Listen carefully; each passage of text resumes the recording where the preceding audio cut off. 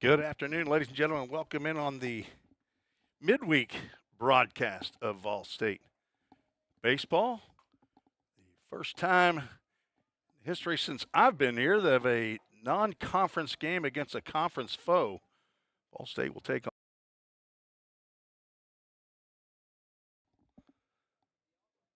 Testing 1-2. Had a technical issue there. This is Tim Reese on the Vol State Sports Network. Beautiful day today here in Middle Tennessee for today's 9-inning contest. Originally scheduled as a doubleheader, but teams getting toward the end of the year and pitching staffs getting thinned out a bit. So 9 innings a little bit more palatable to the pitching staff than 14 innings, possibly. Let's get you to the Toyota of Gallatin starting lineups. First for the visitors out of Columbia State. They come in with a record of 22-15. They're 18-6 in conference, and that's good for second place in the league. Julian Richards will lead off and play left field. Ashton Kemp bats second, playing center field. Holden Warmath is a shortstop. He'll bat third. Jordan Akins is the DH, hitting cleanup. John Carter bats fifth. He'll play first base. Isaac Schaefer in right field bats sixth. The 7-hole hitter Kerry Allen Burke plays second base. Sam Smith at third base hits eighth. Batting ninth, the catcher Russ Lambert, and on the mound is a right-hander Will Rhodes, 5'11", 165-pound freshman from Brentwood, Tennessee, attended Columbia Academy. And the head coach, Desi Ammons for Columbia State. He's got a host of coaches. I'm not sure who all's here today. But on his lineup sheet, he lists Augie Gallardo, Joel Curcado, Junior Martinez, and Maverick James. As you see the head coaches meeting at home plate. Right now, I've got nobody else up here in the press box with me. So it may be a limited camera angle that you get till we can find somebody. I do see Dawson Sweetland says he's on his way right now. So we'll have a camera switcher here shortly. Might be just getting out of class. For the Pioneers, leading off, playing second base is Gabe Eddington. Batting second, the shortstop, Elijah Harris. Batting third is the first baseman, Easton Denning. Noah Rice is in the cleanup spot, playing center field. Tucker Smith at third base, bats fifth. Bradley Pippin is the DH. He'll hit sixth. Jaden Perez in right field, batting seventh. Adam Gordon ninth and is behind the plate, catching Drew Moorhead, a sophomore right-hander from Clarksville's Rossview High School. Drew comes in with no record. He's got 11 appearances, all in relief, 15 and a third innings, 22 innings. 9 runs, 8 of those are earned. Walked 2, struck out 15. Is a 4.70 ERA. Ball State comes in with a 17-21 record. It's good for 8th place in the conference. Sorry, their 7-14 conference record is good for 8th. They won 2 out of 3 against Motlow State this past weekend. Won the doubleheader and had hopes of a sweep, but it did not come to fruition. Motlow State clubbed 13 home runs in the 3-game series. And Ball State just could not match that in Game 3. Won 12-11 in Game 1, 11-4, I believe it was in Game 2, and lost 11-4 in Day 3 on Saturday, or Game 3 on Saturday. And Ball State, the midweek 9-inning game against Columbia State, as they will host this weekend Roane State, scheduled for 9-inning game on Friday at 2 p.m. Central and a doubleheader beginning at noon Central against Roane State Community College. Got a bit of wind coming in from center field, 12 to 18 miles an hour. Should be in the mid-60s here at game time. Desi Ammons, a former Columbia State Charger and a former Belmont Bruin. He's been at the helm for Columbia State. It's probably his third year. It might be his second full year. I think he was a or an associate head coach a couple of years ago after Mike Korn left. He has had an excellent team in the last couple of years and got a club that can win with the best of them. I believe they just defeated Walters State 2 out of 3. Dawson Sweetland's showing up, and he doesn't have his sling on any longer. He got out of that early, looks like. So I'll have to, of course, step aside for our national anthem that we'll have here coming up soon, but we'll be back for the end of it. Don't have our public address announcer or DJ. I'm guessing Nathan Stewart is back healthy and might pitch. And there's an APB out on Aaron Higgins. Nobody knows where he's at. So got a little bolo action. If you know where Aaron Higgins is, tie a rope around him and nail his feet to the ground. We're trying to find him. Efforting, as they say. See who, figure out who Columbia State has coming up this weekend.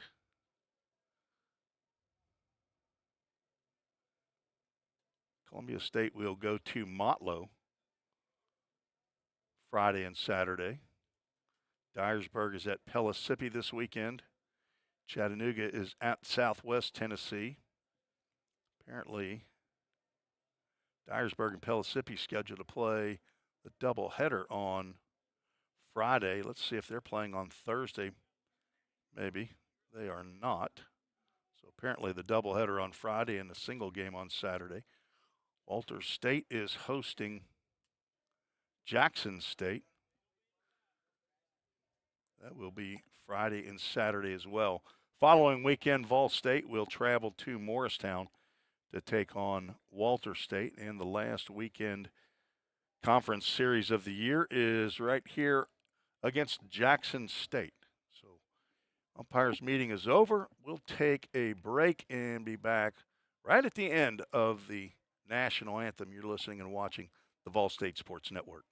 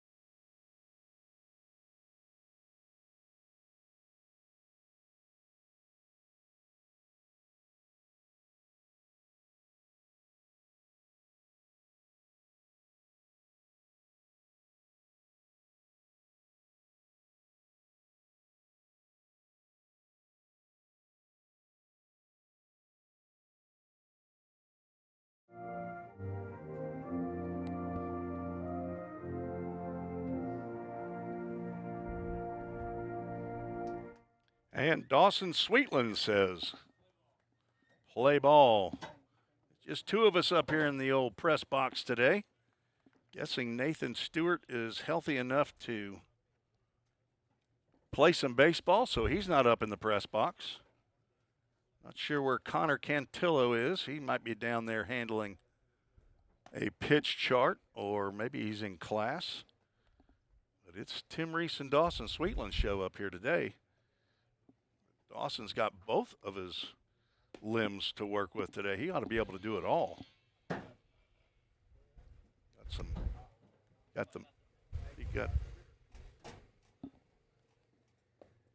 You got to hit that Bluetooth and then connect to the studio there. Drew Moorhead getting his warm-up tosses. Out there is the Vol State in their home whites and red underneath. Columbia State comes in with their black jerseys and gray pants.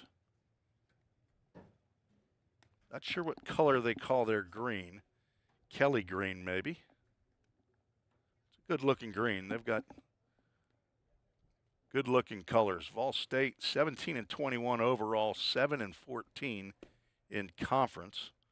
Columbia State 22-15 and 18-6 in conference.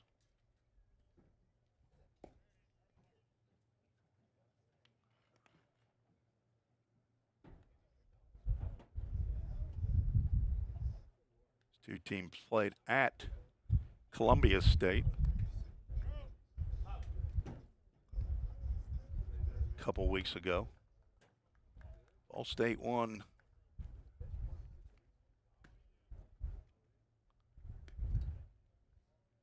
trying to make sure I get to the right.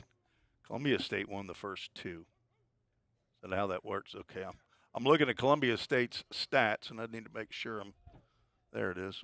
Columbia State won 12-7 and 6-1, and then in Game 3, Vol State had a 13-3, and I believe that was the 500th career victory for Jim McGuire. First pitch is grounded down to first base, bobbled by Denning. He recovers and steps on first base for out number one. We are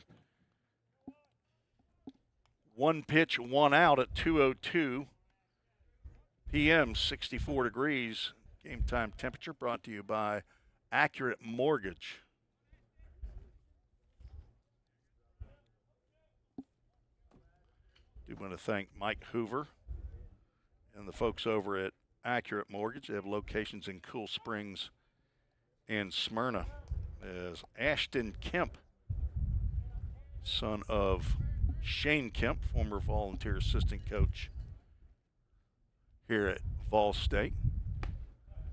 It's his son. He's from Clarksville, Tennessee. Kemp 5'10", 170 pounds. These two were teammates probably as Kemp was a sophomore and Moorhead was a senior at Rossview High School. That pitch is fouled off. Located up by Fort Campbell up in Clarksville, Tennessee. Count goes 2 balls and 2 strikes to Kemp. Julian Richards was the leadoff batter, swung at that first pitch and grounded out to Denning. He's having an excellent year. He's leading their club in hitting at .425. Kemp looks at ball 3 and a full count. Ministries full count. Kemp hitting .253. 5 doubles. He's got 4 home runs, 21 RBIs. Left-handed hitter looks at ball 4 and he's on base.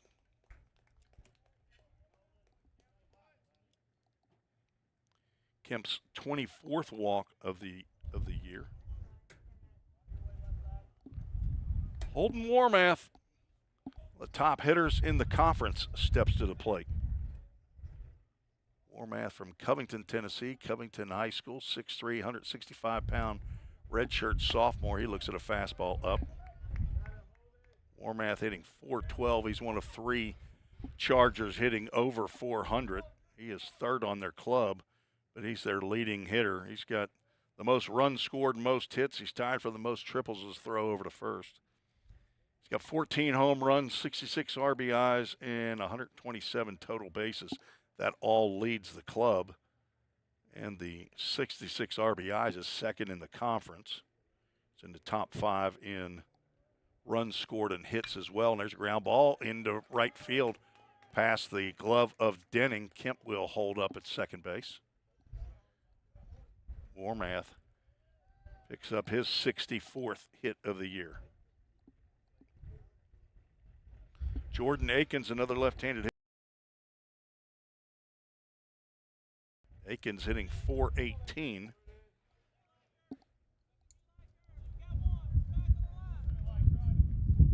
Another Rossview Hawk.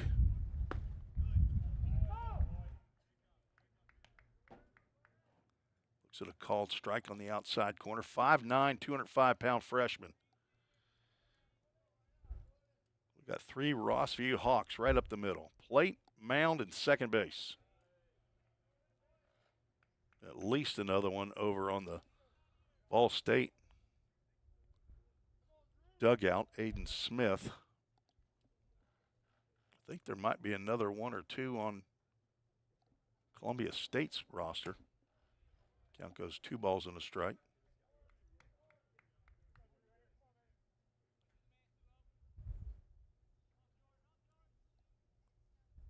The leadoff batter, Julian Richards. There you go. I knew there was another one. Akins able to hold up on that high fastball. Moorhead struggling with control here early. He's only walked 2 batters in his 15 and a third innings, but a little different story when you're starting the game versus coming in, and he's now loaded the bases. Second walk for Akins. He and Kerry Allen Burt tied for the team lead in doubles with 15, and he takes his base. Now former Vol State Pioneer John Carter steps to the plate. John has been on a tear. He's from Milan, Tennessee, Milan High School, and just a very nice young man. Talked to him just briefly before the game.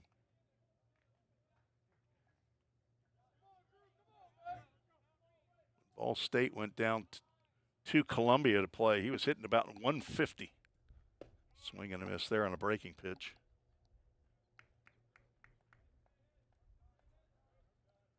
He's hitting .344 now. 11 home runs, 24 RBIs. Takes a breaking pitch up.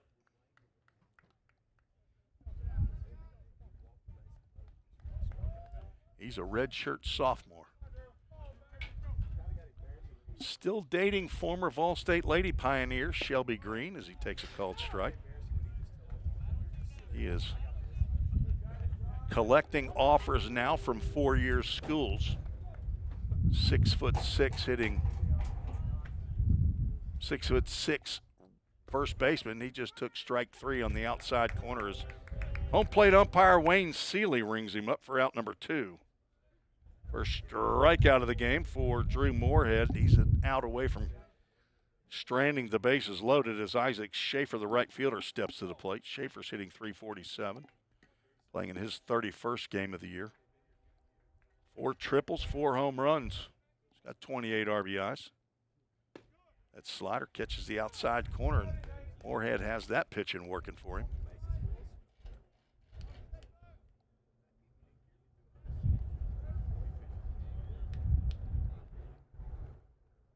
Schaefer's a sophomore from Wilson Central High School.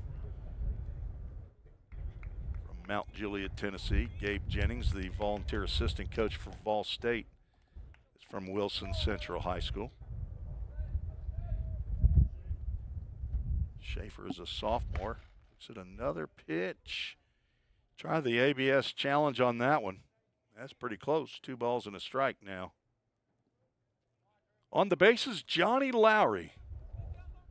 Base umpire. Swing and a miss. The count goes 2 balls and 2 strikes with 2 outs. Johnny Lowry, a veteran, as is Wayne Seeley, our 2 umpires here they get free meals at Texas Roadhouse, or at least discounts, so good for them. Appreciate their service. 2-2 pitch is up, and we'll have a Full Count Ministries full count with the bases juiced. Adam Gordon in left, Noah Rice in center, Jaden Perez in right. Tucker Smith and Elijah Harris on the left side of the infield. Gabe Eddington, Easton Denning On the right side, J.C. Menendez behind the plate, as that is a full count first pitch foul ball. On deck, second baseman Kerry Allen Burke. On Presto, he's just Kerry Burke. On the lineup sheet, he is Kerry Allen Burke. Moorhead has to get into the zone or close to it. He does not. It's his third walk. There's the first run of the game, scored by Ashton Kemp, whose dad is here. Saw Shane before the game. A couple of alumni from Vol State that are also here. Hopefully hear from one or two of those alumni later on in the broadcast. Kerry Allen Burke takes a ball. Wayne Denton, former pitcher here at Vol State, is here. Chris Deckard played in the mid-90s, went to the World Series, also here. Pitch in there for a called strike. They called it on the swing. Bill Ridings is also here. There he is, he's waving.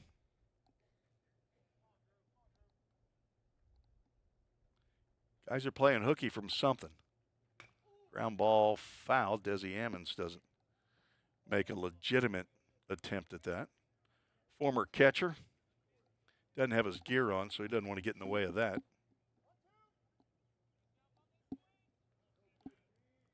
Moorhead ahead in the count. A ball and 2 strikes. The son of Jeff and Leishan Moorhead, grandson of Grandma Loca. And there is strike 3 called right over the plate.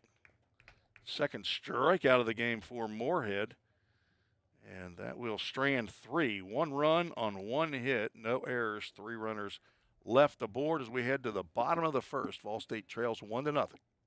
We're all working in the cloud. But what really is the cloud? If you start pulling back the clouds themselves, you find out it's an infrastructure. Computer science is really computer engineering. Right now, Middle Tennessee is quickly becoming a growing tech hub with several IT companies that are looking for skilled workers. if you're pursuing the CIT program at Vol State, you're preparing yourself to fill those positions. Have you ever wondered what happens when you click Buy It Now? A whole series of transactions take place, from the manufacturer to your front door. That is logistics and supply chain management. At Vol State, we offer end-to-end supply chain courses. Going into the future, our students need to understand these processes. A lot of business is dependent upon getting a product on time. Students here at Vol State are able to leave here with that knowledge. Because the supply chain Is counting on me. Tim Reese, Dawson Sweetland back. We're working through some issues that we have up here. We'll get it fixed, though. I got to get off Bluetooth for you to be able to get on Bluetooth. And then you can play some music. All State will send Gabe Eddington, Elijah Harris, and Easton Denning to the plate to face Will Rhodes. His Presto stats do not accurately indicate his one-loss record. I went back and saw that there were about 8 games that Columbia State had not specifically designated a winner or a loser for their club, and went back and, at least on my sheet of paper for today's game, I've got it as accurate as I can make it. Will Rhodes comes in 3-2. I think his actual, if you go to Presto, it looks like 2-0. 10 appearances, 2 of those are starts, so he's making his 3rd start. 20 2/3 innings, giving up 36 hits, 34 runs, 27 of those are earned. He's walked 19 and struck out 12, so control's an issue for the freshman from Brentwood, Tennessee. Played for Richie Eastep at Columbia Academy. Richie Eastep, former Good Pasture Cougar head coach, former Lipscomb baseball player. He was inducted into the TBCA Hall of Fame this past year. Gabe Eddington stands in. Gabe's been hot lately. 3 home runs down at Motlow State.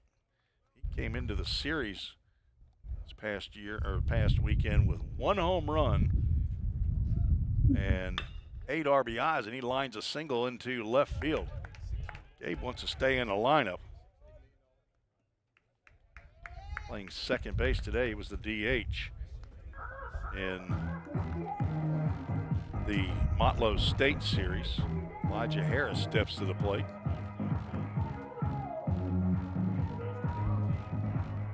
Elijah comes in hitting .312. He's playing in his 33rd game of the year. It's Fall State's 39th game.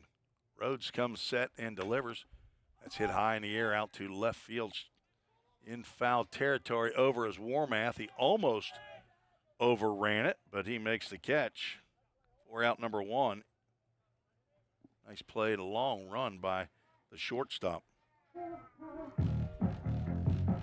So 3 pitches, 1 out, and a runner at first base as Easton Denning steps to the plate. Easton, the team leader in several offensive categories. Scored the most runs, 28. He's got the most doubles with 10, most home runs with 11. RBIs at 36 and total bases at 81. And there is work being done out on the batting cage in right field. There's a worker who has his back turned to the field up on a ladder, possibly working on the roofing. He better heads up with Easton Denning to the plate, but Easton drives one in the right center field. That's down, and it's going to roll all the way to the Full Count Ministries sign in right center. Rounding third is Eddington. The throw is too high. Good throw. Might have had a chance of getting Eddington, but Easton Denning picks up an RBI on a dudette double. That's his 11th of the year. That's halfway to his mark from last year. 22 doubles last year. Picks up RBI number 37 of the year. And that's the Framework Athletics first run of the game, as we are tied 1-1.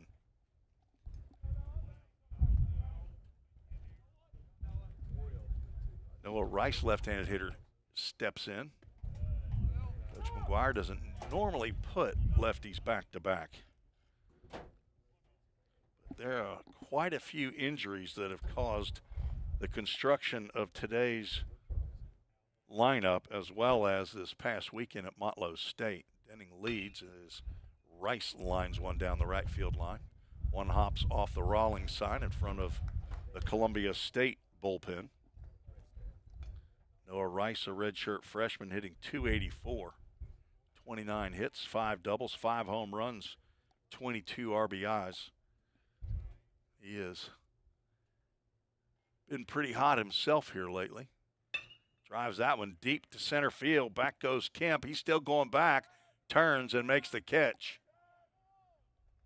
Denning was off the bag just in case that got over Kemp's head, but that's a deep fly out for Noah Rice for out number 2.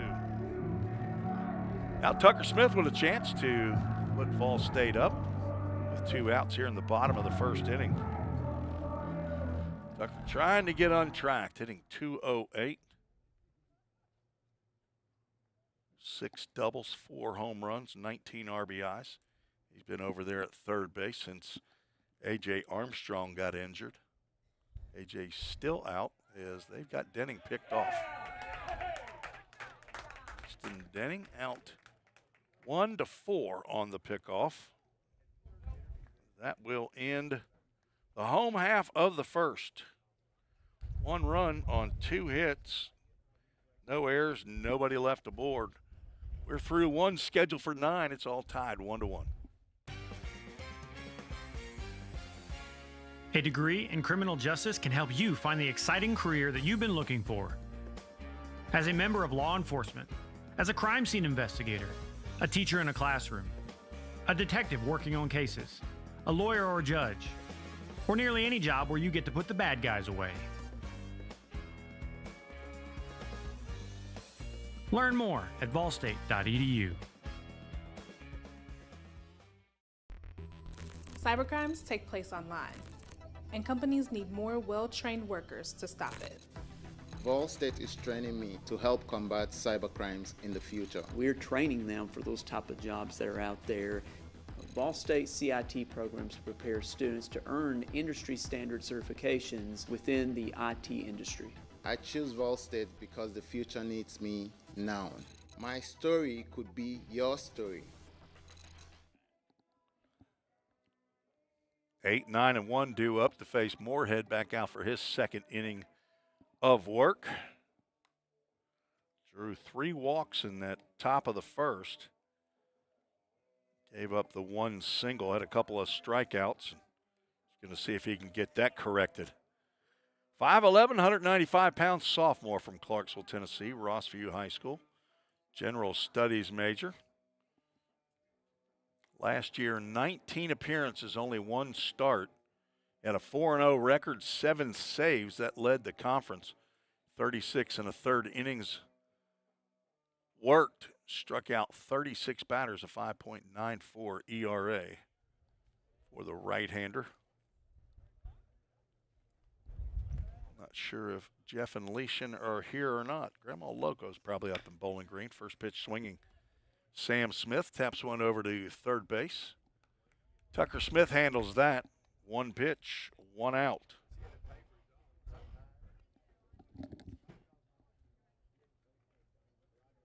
Okay, so his dad is here. Russ Lambert, the catcher, steps to the plate. Lambert from Summit High School, 5'10", 195-pound sophomore. Playing in his 21st game, looks at a breaking pitch right down the middle of the plate for ball 1. Telling you, that ABS challenge, wonder how long it's going to take before we get it here. It won't be in my lifetime. That's a colorful bat Russ has got there, though. I like that bat. Color, anyway. Hitting .225. 3 doubles. Fouls that one off to the right side. On deck, Julian Richards, the leadoff batter.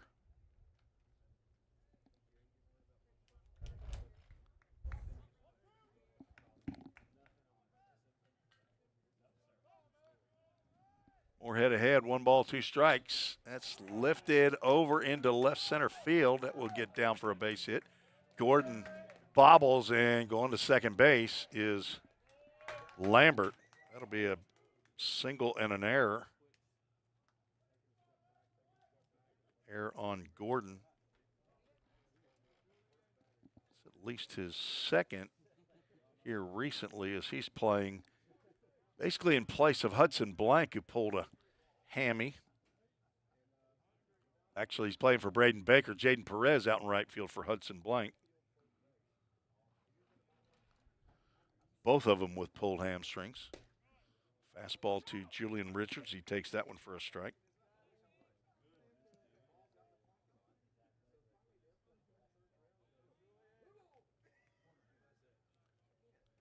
He grounded out to Easton Denning on the second pitch he saw. This time he takes it for ball 1.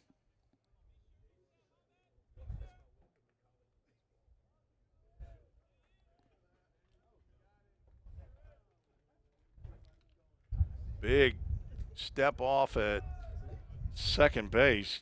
Lambert was trying to time Moorhead, and he had a big jump. Good job by Drew to give him another look. And Lambert scampers back. Richards 8th in the conference in batting average at .425. 6th in hits with 54, which is second on his club.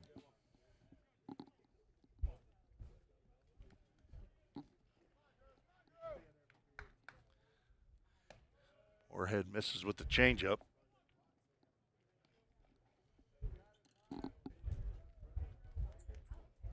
Three balls and a strike to the leadoff batter. On deck, Ashton Kemp.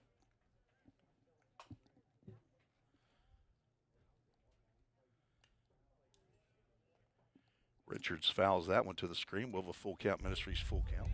Stay tuned after the game. Will the Full Count Ministries verse of the game.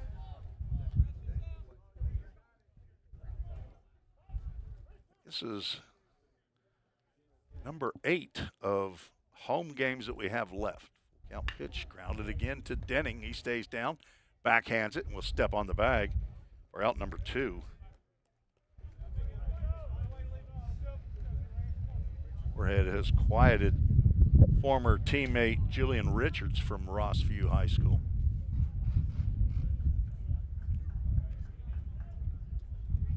Now another former teammate, Ashton Kemp. 3 of the first 4 batters in the Columbia State lineup are from Rossview High School. Fastball catches the outside corner at the knees for a called strike.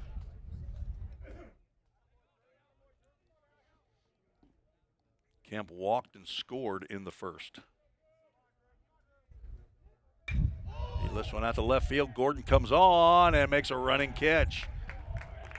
Nice play there by Gordon to keep the run from scoring.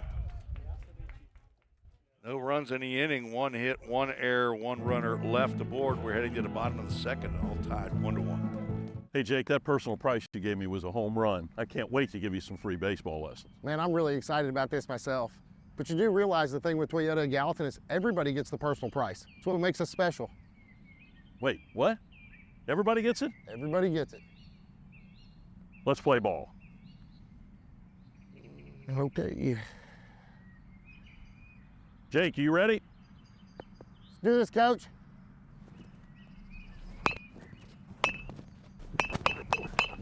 Hey, Coach, this is pretty easy. We'll see about that.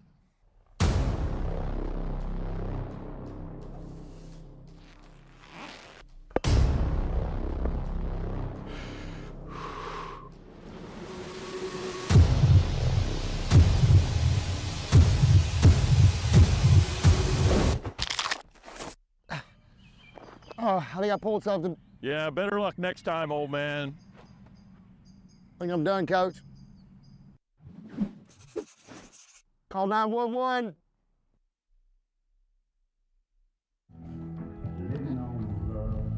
Tim Reese and Dawson Sweetland with you. We are riding.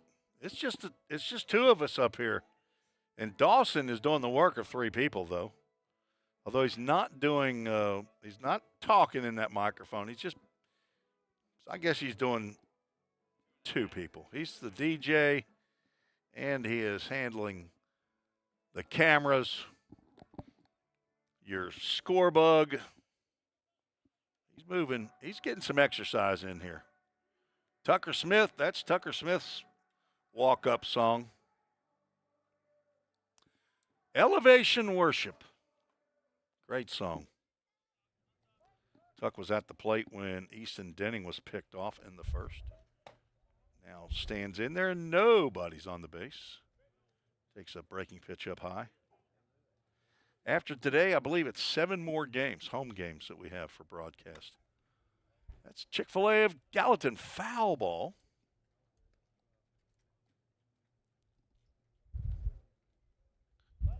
Don't anticipate hosting, but I guess there's an outside chance Ball State could get in that top. You got to be in a top 6, I think. Number 1 team, the winner of the regular season conference, will sit back and wait for the other 5 teams to get into the conference tournament. 1-2 pitch goes to the backstop. Bradley Pippin, the on-deck batter, will retrieve that. So this year, working a little bit differently as teams 2nd place through 6th as Tucker Smith swings at a pitch in the dirt. Lambert throws down to first. Out number 1. First strikeout for Will Rhodes. So teams 2nd place through 6 will host the 7th place through 11th place teams, a 3-game series at their home sites. So if Vol State does not host, then I will not be broadcasting, of course. Pippin swings, and Chick-fil-A of Gallatin foul balls. That one heads down the road, down Nashville Pike. It'll probably stop at Gap Boulevard. Pippin fouls that one off. He was full on the breaking pitch. Pippen hitting .234, playing in game number 23. He's got 15 hits, 2 doubles, 3 home runs, 14 RBIs for the former Riverdale Warrior.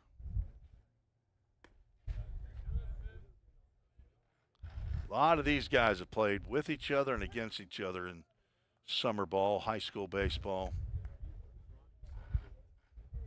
A lot of connections.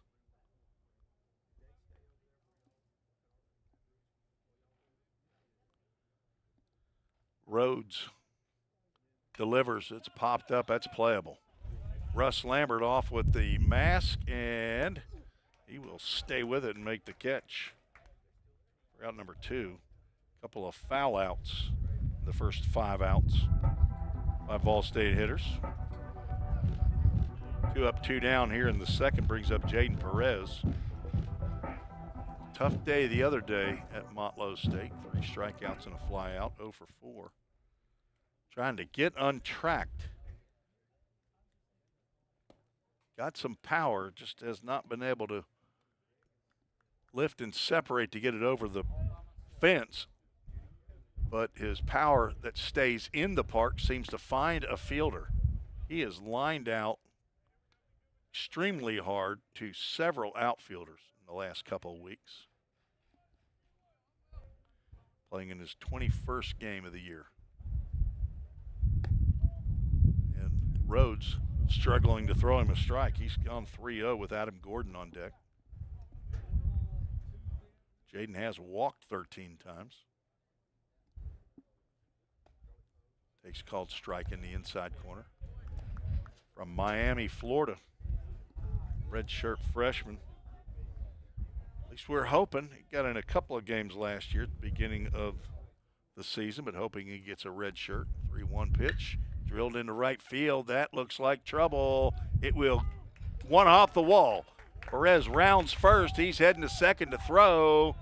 Is right on the bag, but Perez beats it for a 2-out Dudat double. Second double of the day for Vol State hitters.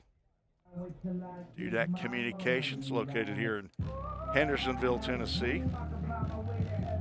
Craig Sinnard provided printing for Vol State.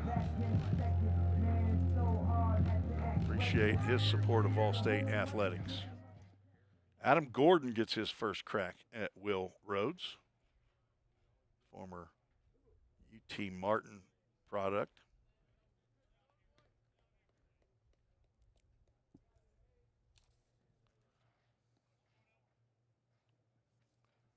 Gordon 5'10", 195 pounds, from Friendship Christian. Chick-fil-A Gallatin foul ball. Home was in Lebanon, Tennessee. He's an economics major here at Vol State. Son of Chris and Amy Gordon, brother to Evan, grandson of Nana in Memphis, and Granny's in Lebanon, Tennessee. The 0-2 pitch in the dirt, blocked by Lambert.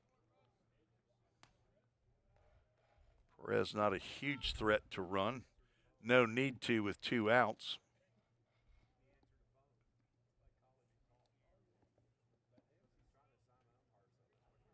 Adam Gordon playing in his 8th game of the year. It's his 4th start. He's got 3 hits. All 3 of them are doubles. Got a double down the right field line down at Motlow on Saturday. Columbia State won 2 out of 3 against Walters this past weekend, including a 23-10 Mercy Rule game where they walked it off with a grand slam home run at Rose Park. Outside, ball 2.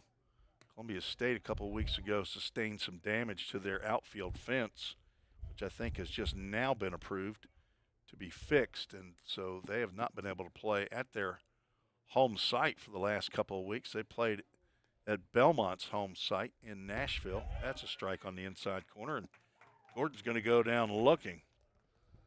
No runs, 1 hit, no errors, 1 runner left on base. That was Jaden Perez's double. It's the second strikeout for Rhodes as we are through 2 innings. 1-1's the score. The demand for mechatronics professionals is on the rise. Students get to earn a wage and college credit simultaneously via our work-based learning program. This hands-on experience gives them a competitive edge in the job market. Industries like automotive, aerospace, electronics, healthcare, and even mining rely heavily on these systems. These positions offer competitive salaries and a chance to contribute to the cutting-edge technologies that are shaping the world around us. Join us in pioneering the future of manufacturing through the power of mechatronics. Visit fallstate.edu to start blazing your pathway now. Classes are available now at the Gallatin and Cookeville campuses. Every day, all around the nation, people find themselves in need of a hero. Fire and emergency medical responders are those heroes we need.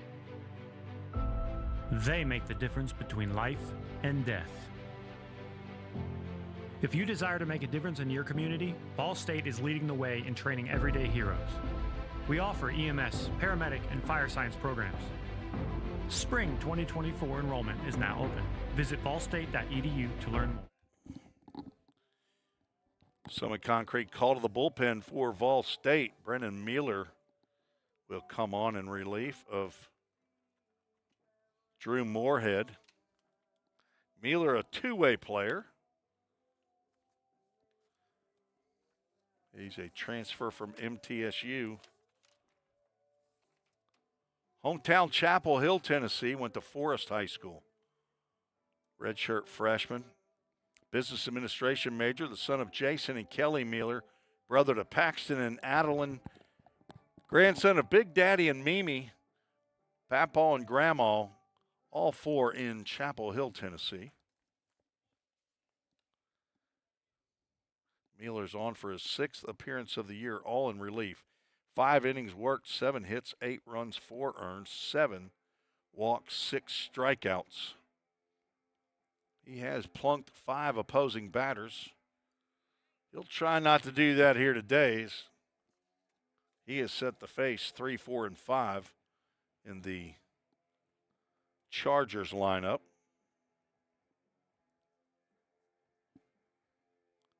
Drew Moorhead goes 2 innings, gives up 2 hits, 1 run. It was earned. Walked 3, struck out 2,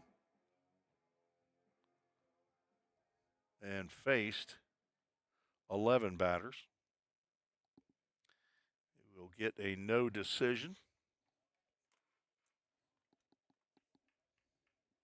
Holden Warmath singled to right field first time he came to the plate. Has to step over a fastball.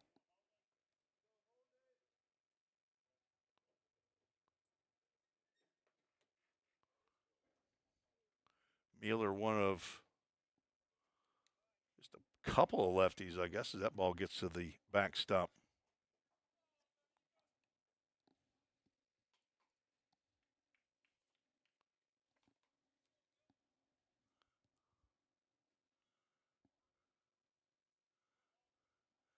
Two-0 pitch. Apparently hit Warmath.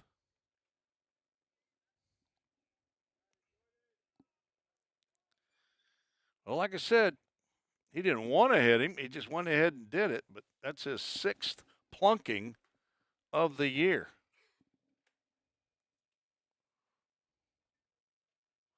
So the first batter in the 3rd has reached. That'll bring up Jordan Akins, who walked in the 1st inning.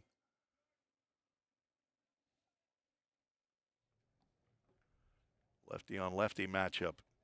Another pitch in the dirt. Now 4 outside the strike zone. Mueller has struggled with control. 7 walks in 5 innings, 5 hit batters. So that's 12 batters that have been put on in those 5 innings as he gets a swing and a miss by Akins. He brings it up there, though, upper 80s. Does he touch 90 from time to time, Dawson, or no? He can. I can't see the radar gun down there. Runner from first takes off, breaking pitch right over the plate. I did not see a strike called. The runner's in there safely. Did he say that ball was high? That was a beautiful pitch right there. Stolen base for Warmath, so apparently he was not harmed by the hit by pitch. Now runner in scoring position for Akins.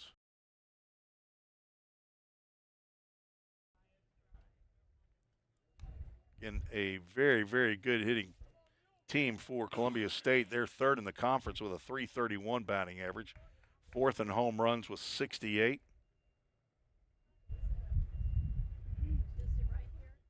Breaking pitch is inside, and that's ball 4.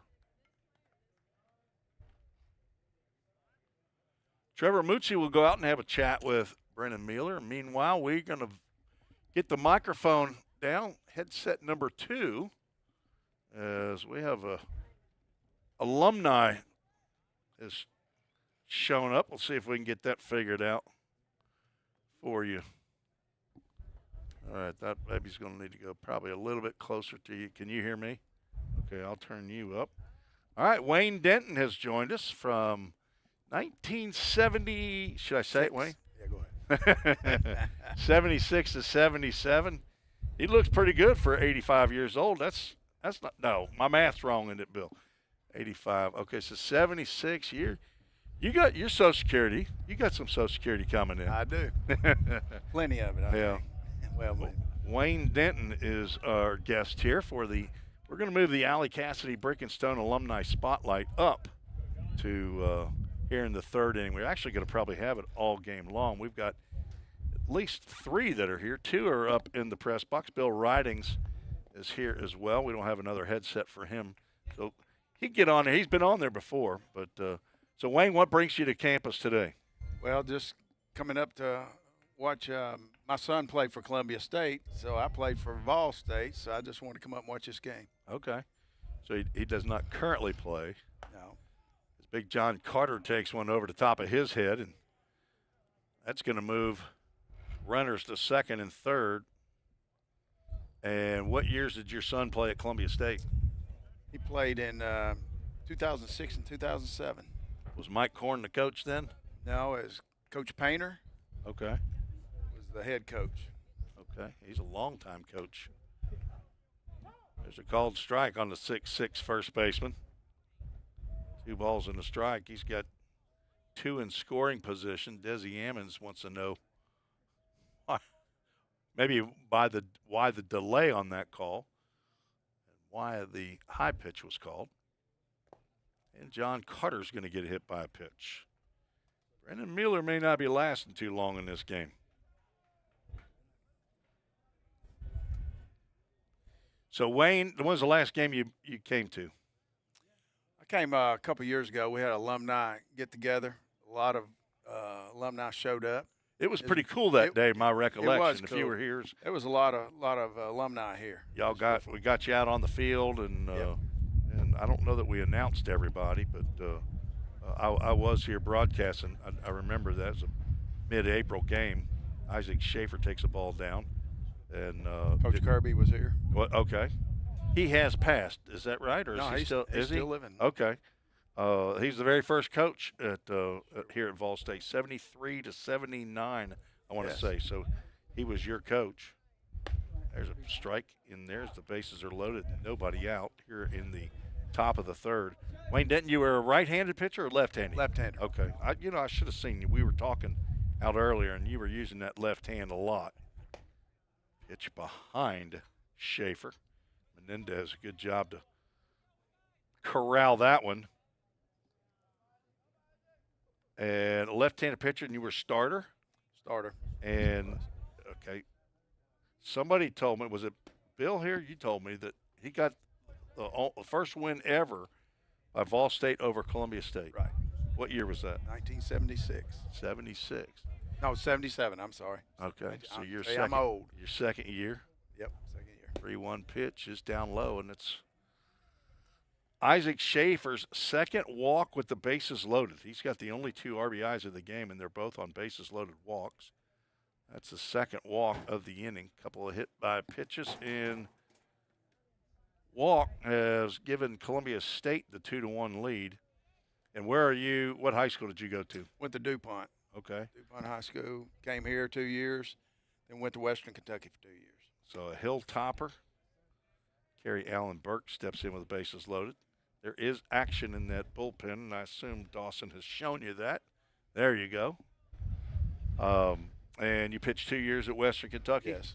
And you have a brick in the alumni patio, don't you? I do have a brick. That a boy? Yeah, I like that, coming up here and seeing that brick. That's pretty nice. And you know that we talked beforehand that they're going to tear this press box down. They're going to build a nice new press box concession stand with actual bathrooms. Oh, man. Here. And then the patio, as far as I know, may be expanded, that alumni brick patio.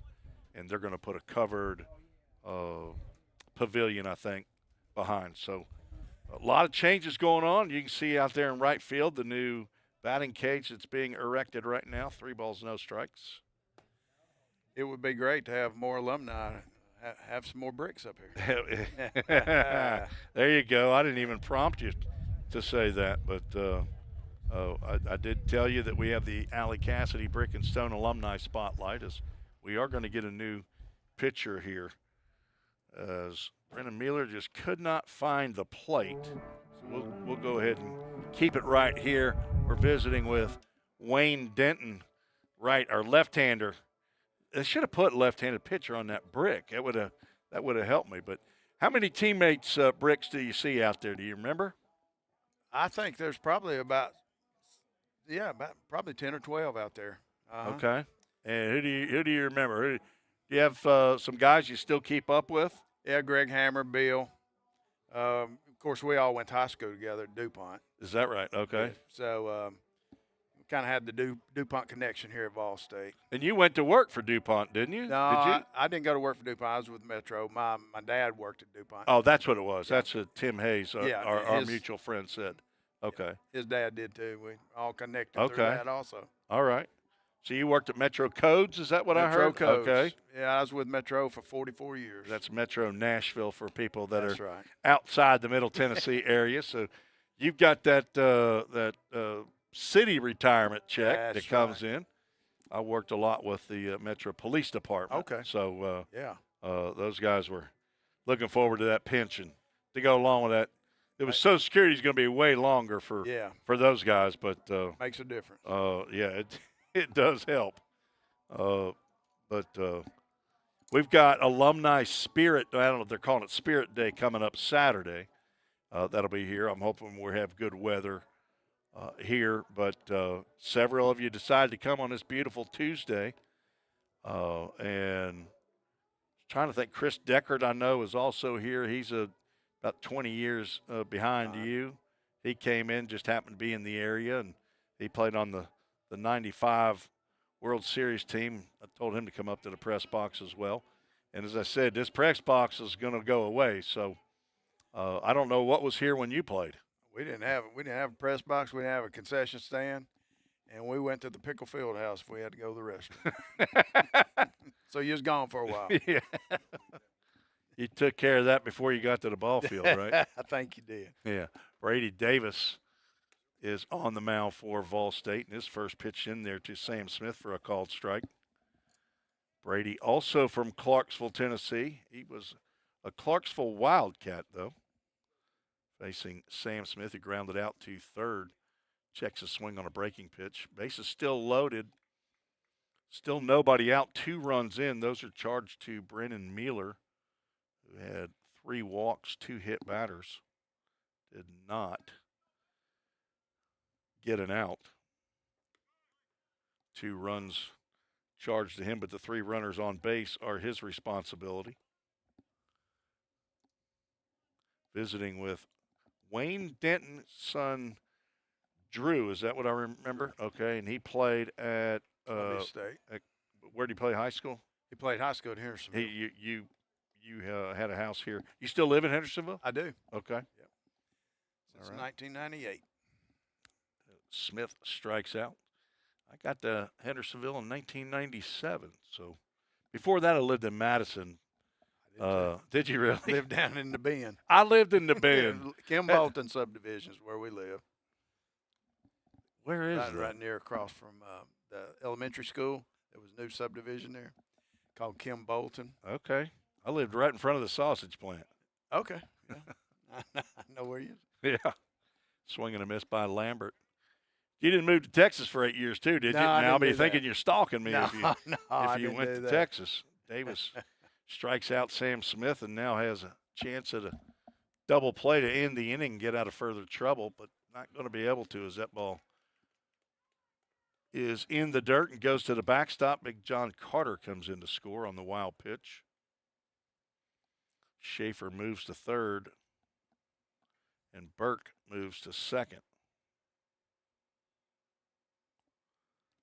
4-1 as the Toyota Gallatin scoreboard.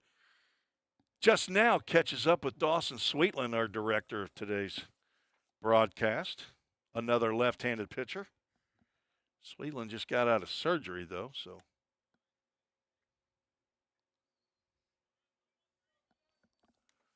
I don't know how many bricks we got over there, but I know Athletic Director Bobby Hudson's ordered some more that we've had about 10 or 12. 12 or 15. Y'all talked to Bobby before. Yeah. So we're trying to get swing and a miss as J.C. Menendez will tag Lambert out. Bobby Hudson. Okay, so was he a basketball manager at the time, or did he play? I think he was. Okay. He's from Gallatin High School. Yeah. And but you guys, is DuPont is no longer a high school. No longer. I think 86, I think was the last year. 86. Okay. So they went out a little bit. Was that after Madison? The Madison Rams became the Hunters Lane. Okay. So a lot of changes here in Sumner County, northern Davidson County, as Julian Richards is going to ground out to Easton Denning for the third straight time in 3 innings. He's 0 for 3 with three U's. As 2 are stranded, 3 runs do come in. Those are all charged to Brennan Mueller.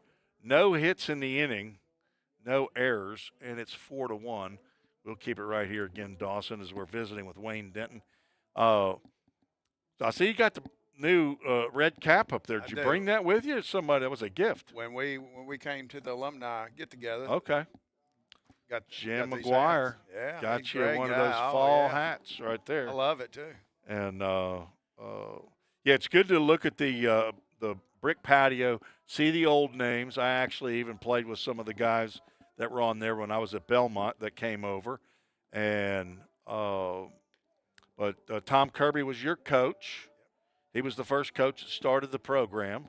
Do you know how many coaches have been here? I don't. Kenny Thomas was here. Jim Anglia.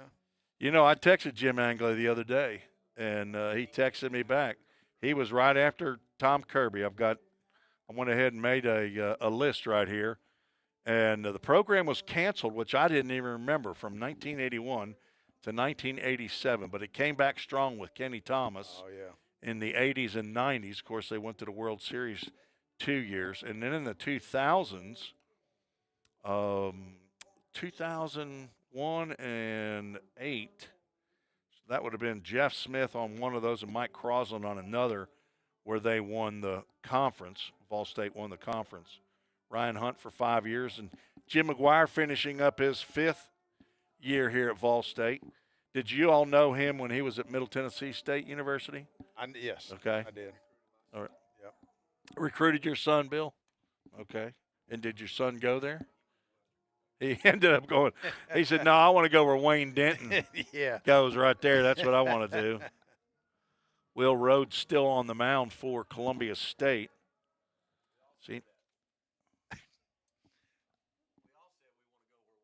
Is that everybody? But, Bill, you didn't, did you? Did you go to Tech? You went to E.T. Martin. Okay. J.C. Menendez leading off the bottom of the third. J.C., a redshirt sophomore from Miami, Florida. Hello to Ozzie and Ileana, his parents. You guys got to roll. Okay. All right. All right. Well, Damn. Wayne, thank you for coming and for getting on the headset. Thank you. Appreciate it. Good to meet Appreciate you. it. All right. That's Wayne We didn't even get to the story about where the nickname that's on your brick, Root, came from. Swinging a foul ball. We'll have to do that another time.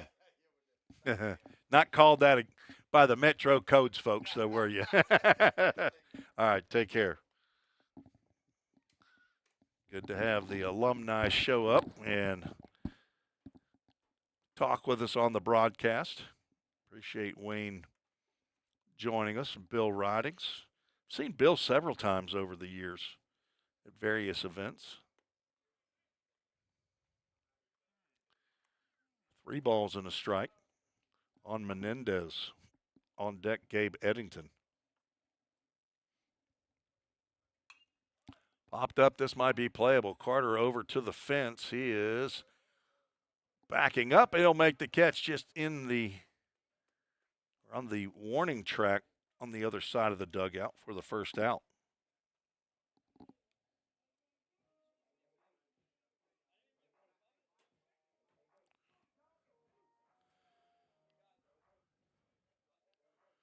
So I'm guessing Brady Davis is one and done. He's out here in the stands. Gabe Eddington grounds one to second, backhanded by Burke, and he throws to first for out number 2.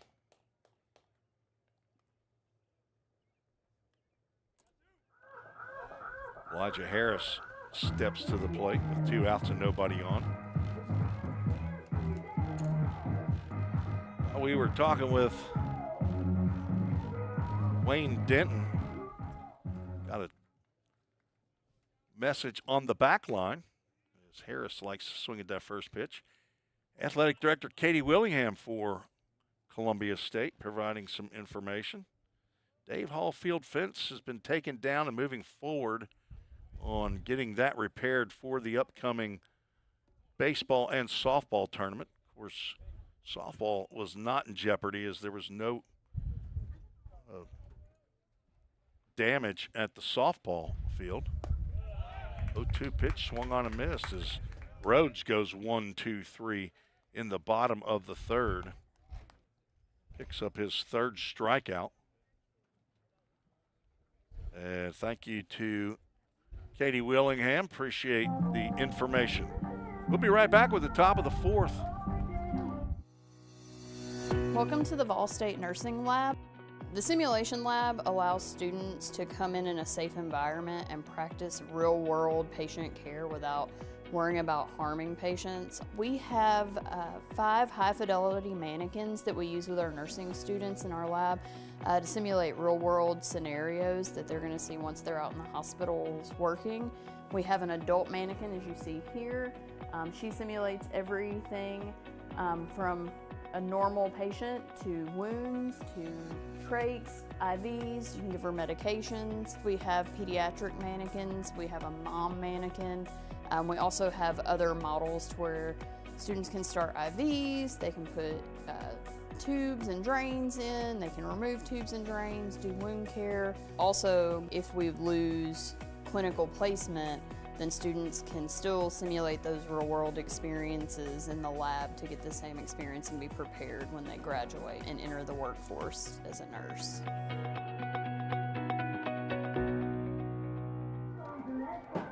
Tim Reese, Dawson Sweetland back on the Vol State Sports Network. We move to the top of the 4th inning. We have a Summit Concrete call to the bullpen. Aiden Smith is the 4th pitcher for Vol State to pitch in this game. Brady Davis goes an inning, no hits. His only blemish was a wild pitch that allowed 1 run, but that run charged to Brennan Mueller. Aiden Smith will start the 4th. Rossview High School representing here today for sure. 6'1", 180-pound right-hander. He's a freshman from Clarksville Rossview High School. Son of Paul and Jeanette Smith, brother to Tripp and Peyton. Grandson of Pop and Nana in Clarksville, Tennessee. Papa and Mammy are in Hopkinsville, Kentucky. He'll face former teammate Ashton Kemp as Kemp, Warmath, and Akins due up here in the 4th inning.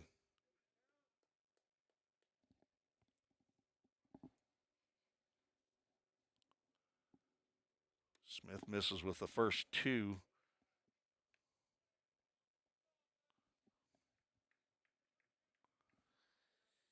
Aiden's 12th appearance of the year. It's his 10th in relief. 17 innings pitched, 18 hits, 20 runs as the 2-0 pitch is fouled back.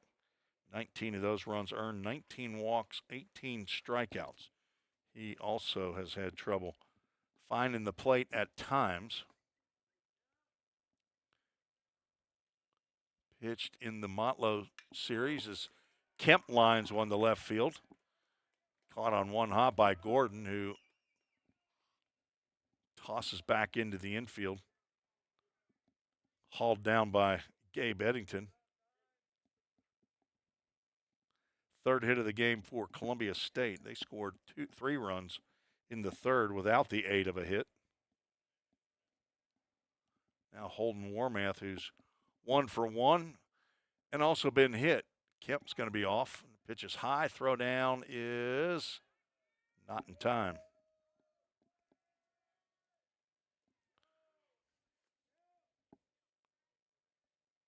Second stolen base of the day by Columbia State.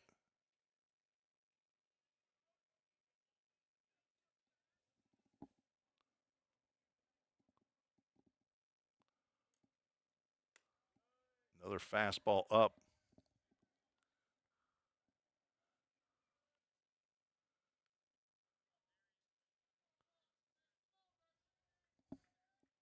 Smith did not record an out against Columbia State.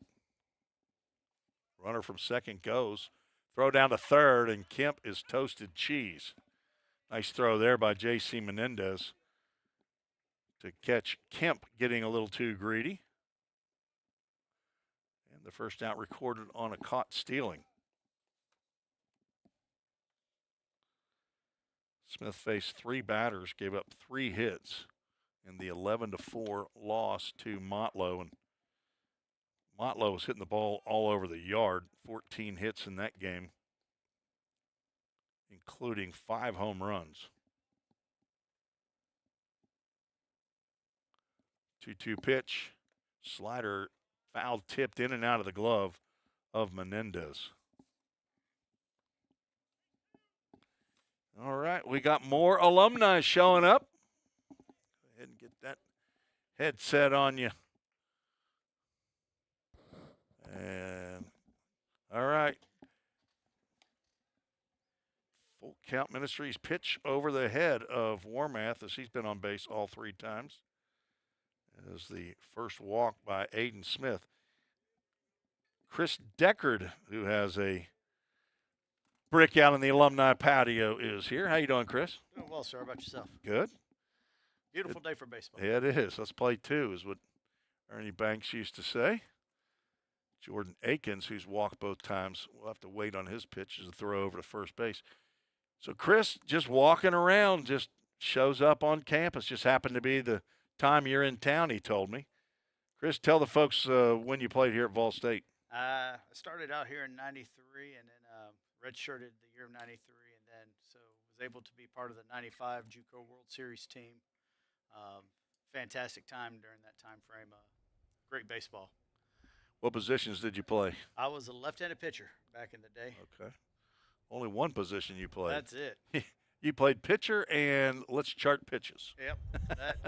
I could hit a mean fungo. Okay. So you're one of those. Okay. Oh, yeah. Kenny Thomas would, that's about all I tried to bat one game and then I snuck on deck. He told me quite nicely to get off deck and sit back down.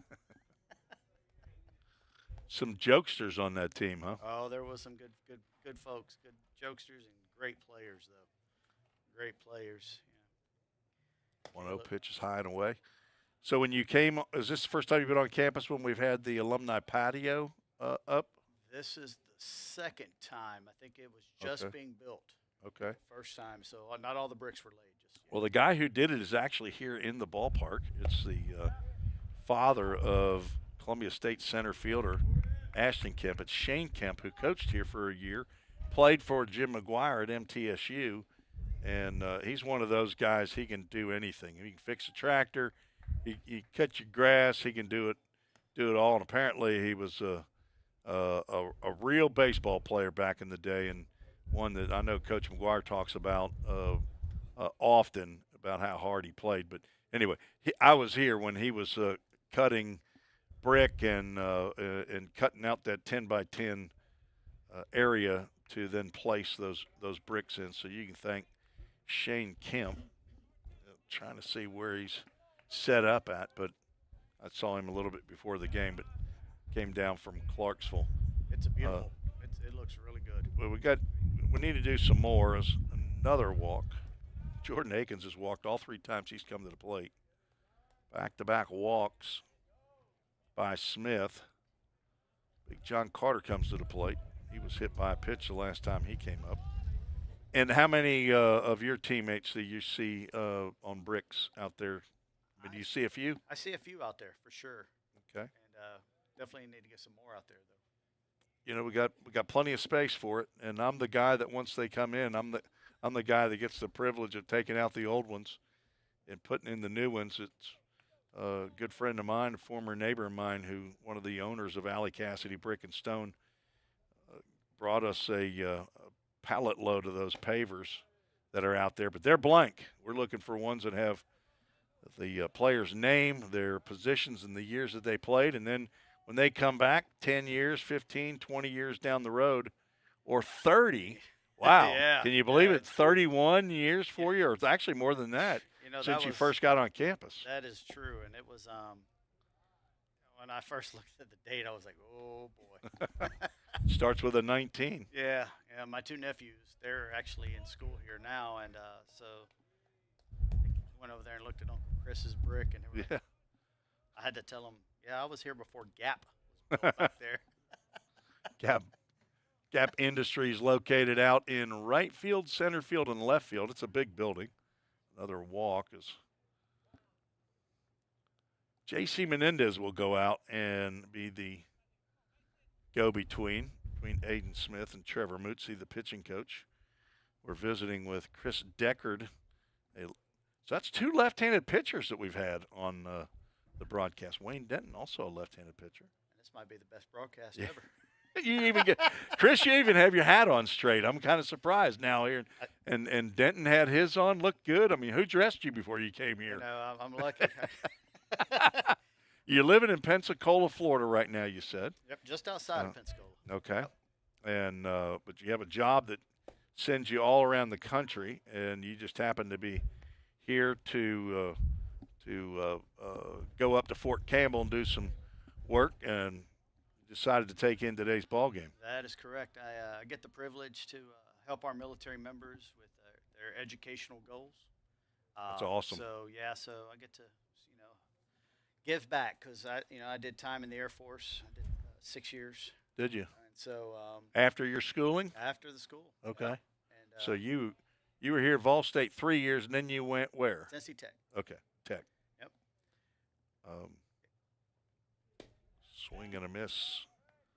I got to while I was in the Air Force, I got to play 1 year for the Air Force had a promotional like a baseball team. Oh yeah. And I got to play on that team for a season before getting moved out to another base. But that was fun times. Yeah, I bet. Being in the Air Force paid money, and you're playing baseball. Playing baseball. My head coach at Belmont was able to do that in the Army. Played baseball back in the 60s. Dave Witten, Hall of Famer at Belmont. Breaking pitch by Smith. That's going to bring in another run. Isaac Schaefer has 3 RBIs. He has 2 walks and a hit by pitch. That is the first hit by pitch by Smith. That brings in Warmath. Akins moves to third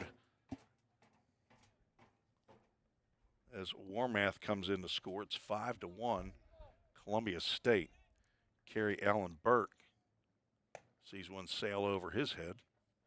Burke struck out in the first and walked in the 3rd inning. There is that double-barreled action down there in the bullpen. Dawson, who you got down there?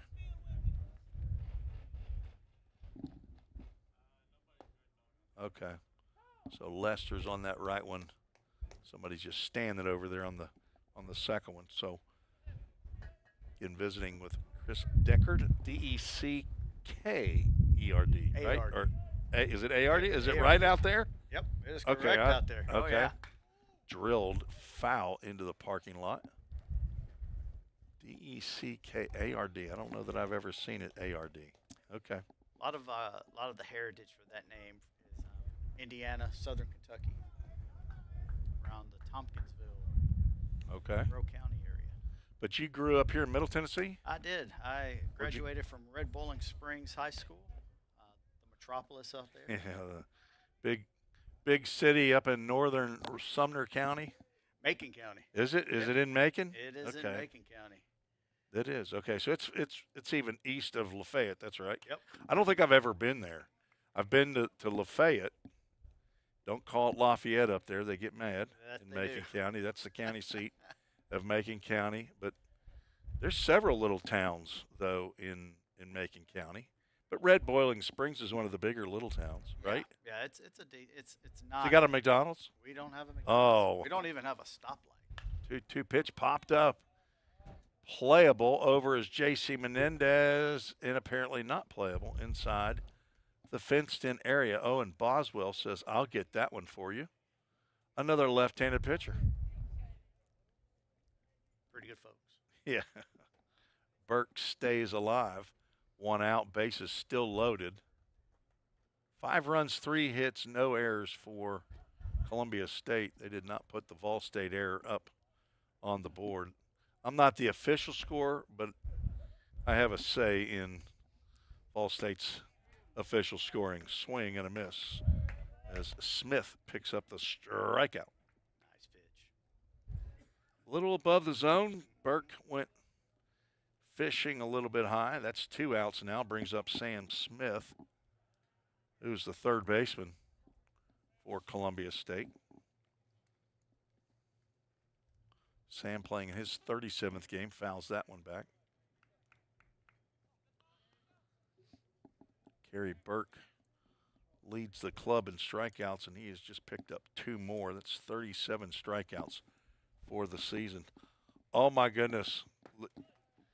Chris Deckard happens to be in the big seat when the head honcho shows up. Dr. T is in the building. It's now no longer just a press box, Chris. This is the Presidential Palace. Oh, my goodness. Okay. VIP. Yes, yes. And she brought her sergeant at arms. You can't tell it, but she's packing heat now. We don't frisk her, but I mean she's got it somewhere. But Bobby Hudson also shows up too. Who's manning the concession stand? Oh, we got another coach helping out. The volleyball coach, Taylor Mott. One team. Yeah. Allison, what last name do you use? You got a hyphenate. Is it Webster, right? Allison Webster. I didn't want to misspeak, but Chief of Staff. Is that right? Okay. Swing and a miss, and Smith gets out of further trouble with another strikeout. Columbia State keeps adding on. They send a whole bunch of people to the plate, only score 1 run on 1 hit, and the 1 hit didn't even figure in to the scoring. Vol State just keeps handing out walks like it's candy on Easter. No errors in the inning. 3 more runners left on base. As we'll go ahead and keep it right here. We are visiting with alumni Chris Deckard, who happens to be in town for his job. Came by today, and we've had several Vol State alum that have shown up. Chris has one of the bricks over in the alumni patio, and I surely appreciate that. Were you at the barbecue dinner that was hosted here a couple of years ago in the Pickle Field House? I was not. You were not? Not okay. able to make How it. did you hear about the whole brick thing? Did you get an email? I had Mr. Bobby Hudson sending out emails. Did and he send his henchmen out to your house? And he was calling and texting and wouldn't leave you alone? You know, he's like, hey, where's your money?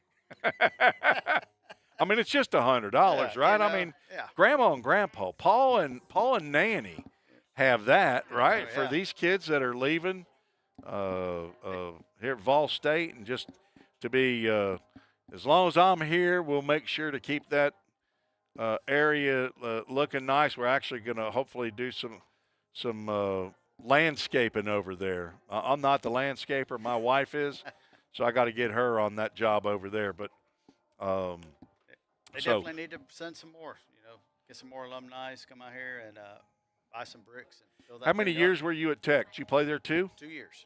And then you went into the Air Force? And I went into the Air Force. 6 years and went all around the world. Went everywhere, wherever I was sent.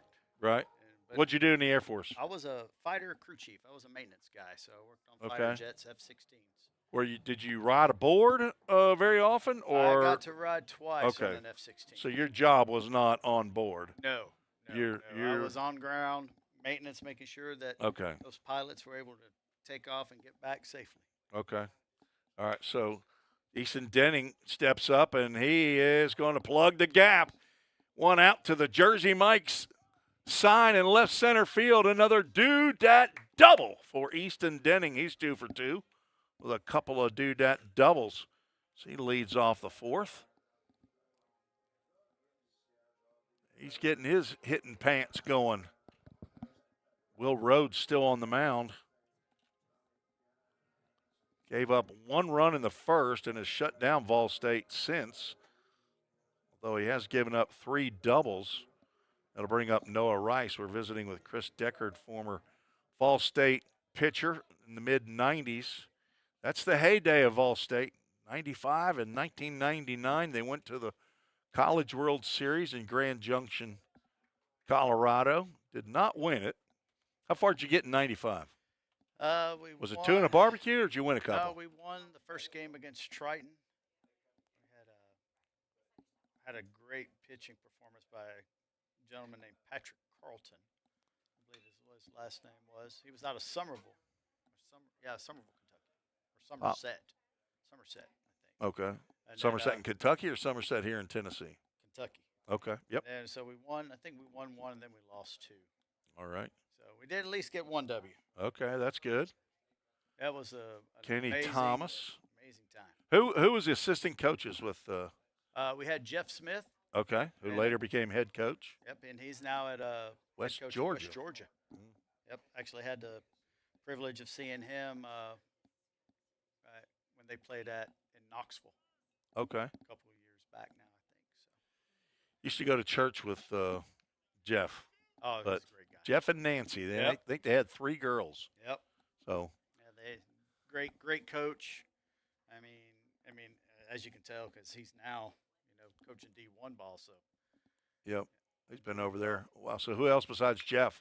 Chopper to second base. Burke throws to Carter, and Denning moves to third. We had Jackie Holt. Come back a little bit, helped out.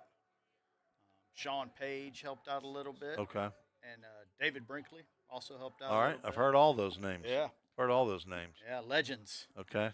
Well, good. And then on to Tech. Yep. And got your 4-year degree, I assume? Actually, no. No. I finished up while I was in the Air Force. Okay, which moves right into what you're doing right now, right? Offering tuition assistance for service members, right? Service members, spouses, dependents. Okay, so that's awesome. Helping out anywhere I can with the military families.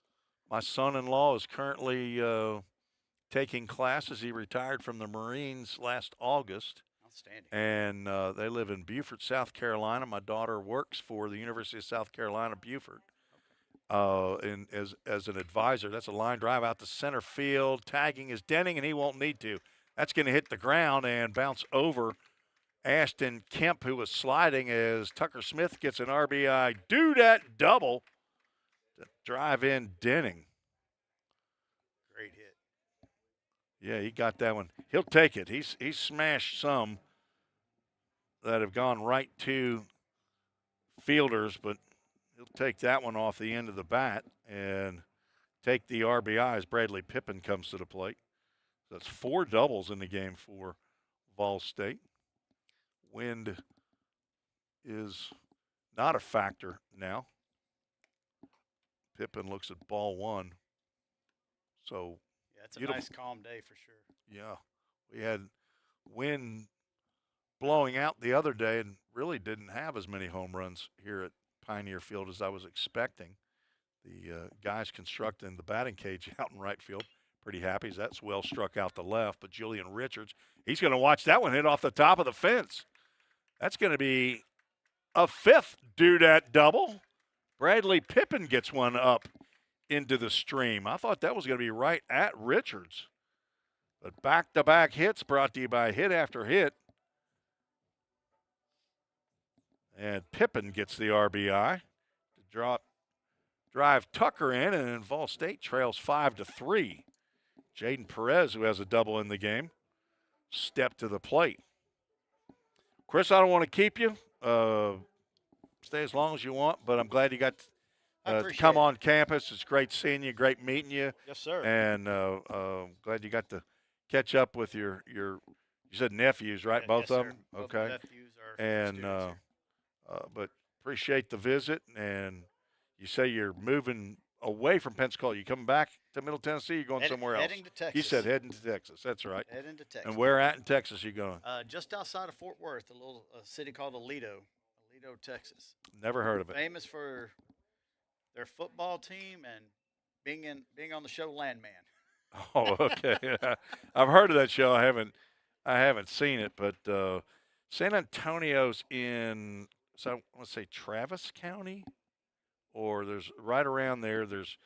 I lived in Tyler, Texas for 8 years, but that's a beautiful area of Texas down there by San Antonio, for sure. But like several Air Force bases down there. Actually, Edwards Air Force Base, and is the other one? What's the other one? Lackland Air Force Base. Lackland. Okay. I have a twin brother, and he spent about 6 weeks at Lackland before he made him so mad at him that they kicked him out. They said, "Oh, you got to go, you got to go." But anyway, so Chris Decker's been our guest. Appreciate him. We have had Wayne Denton and Chris Decker, 2 left-handed pitchers, 20 years apart here at Vol State. Appreciate him getting on a microphone and visiting with us today. Thank you, sir. Appreciate it. All right. Good to have you. President doesn't want to put that, unless she might. I don't know if Dr. T's going to want to get on. She does what she wants. This is her spot. But anyway, good. Oh yeah, she's found that pot of gold, Chris. We're going to get a new press box up here, and so we'll take a quick break, because apparently we've got an injury. Is it Jillian Richards at there? I thought that is still Richards out in left field. Are they checking on Kemp? No.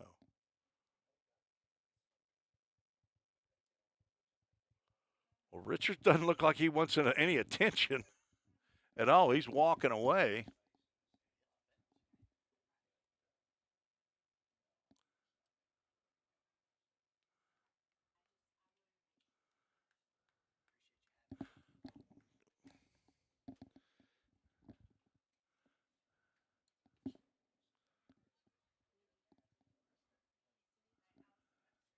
Desi Ammons coming off the field.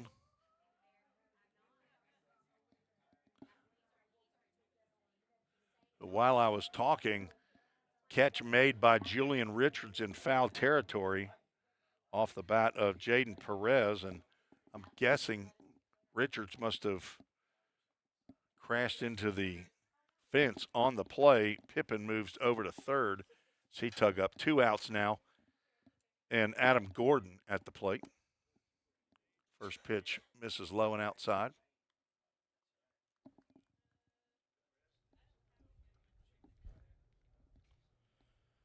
Gordon struck out looking to end the second. He's going to try to do something a little more positive this inning. Drive in at least 1 run.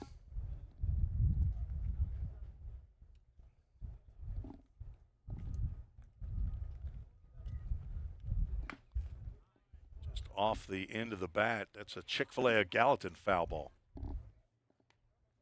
On deck, J.C. Menendez. Easton Denning doubled to start the inning. Moved to third on a ground out by Noah Rice. Tucker Smith drove in Denning with a double to left center field. Bradley Pippin then drove in Smith with a double.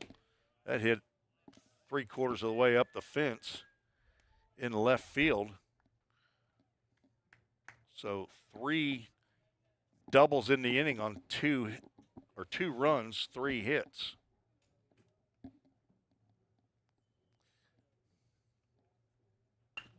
That's fisted out to right field, but it will hang up long enough for Schaefer to come in and make the catch.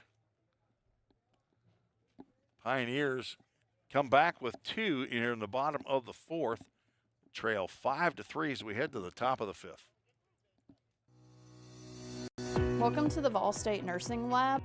The simulation lab allows students to come in a safe environment and practice real-world patient care without worrying about harming patients. We have 5 high-fidelity mannequins that we use with our nursing students in our lab to simulate real-world scenarios that they're going to see once they're out in the hospitals working. We have an adult mannequin, as you see here. She simulates everything from a normal patient to wounds to trachs, IVs. You can give her medications. We have pediatric mannequins. We have a mom mannequin. We also have other models where students can start IVs. They can put tubes and drains in. They can remove tubes and drains, do wound care. Also, if we lose clinical placement, then students can still simulate those real-world experiences in the lab to get the same experience and be prepared when they graduate and enter the workforce as a nurse.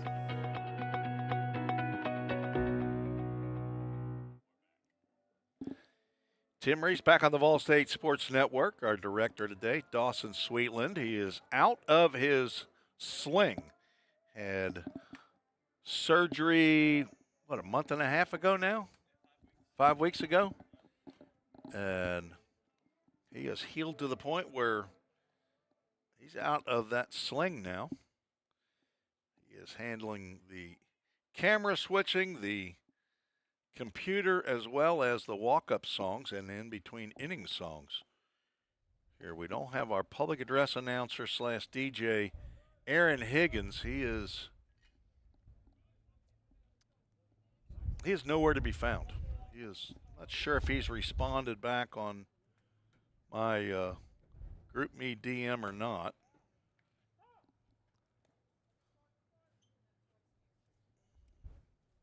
And I'm assuming that Nathan Stewart is healthy enough to possibly pitch, so he's not up in the press box. Aiden Smith back out to face Russ Lambert here in the top of the 5th inning. Aiden, a wild spell there with 3 walks and a hit batter that produced a run, but then struck out Burke and struck out Smith to end the threat in the 4th. Ground ball under the glove of Smith, gloved by, is that Eddington still out there at second base? And a nice throw to Denning.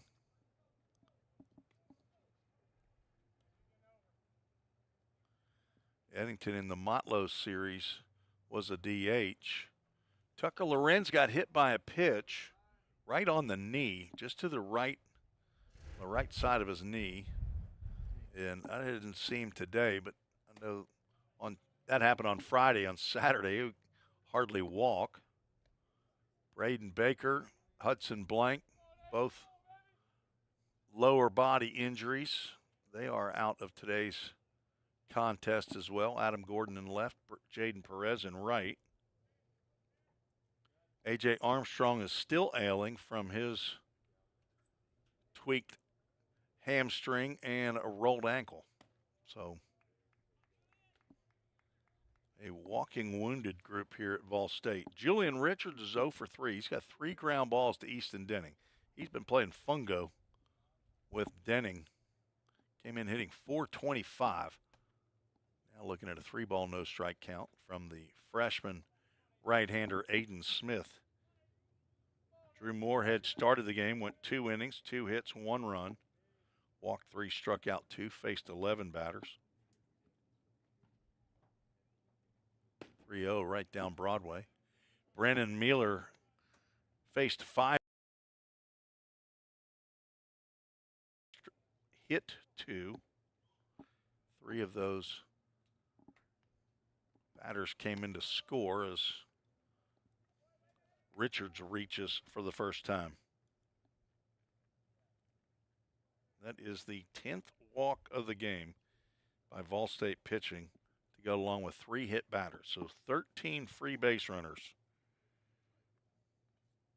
9 have been stranded on base so far in the first 4 innings. Ashton Kemp singled, but stole second and then was caught trying to steal third.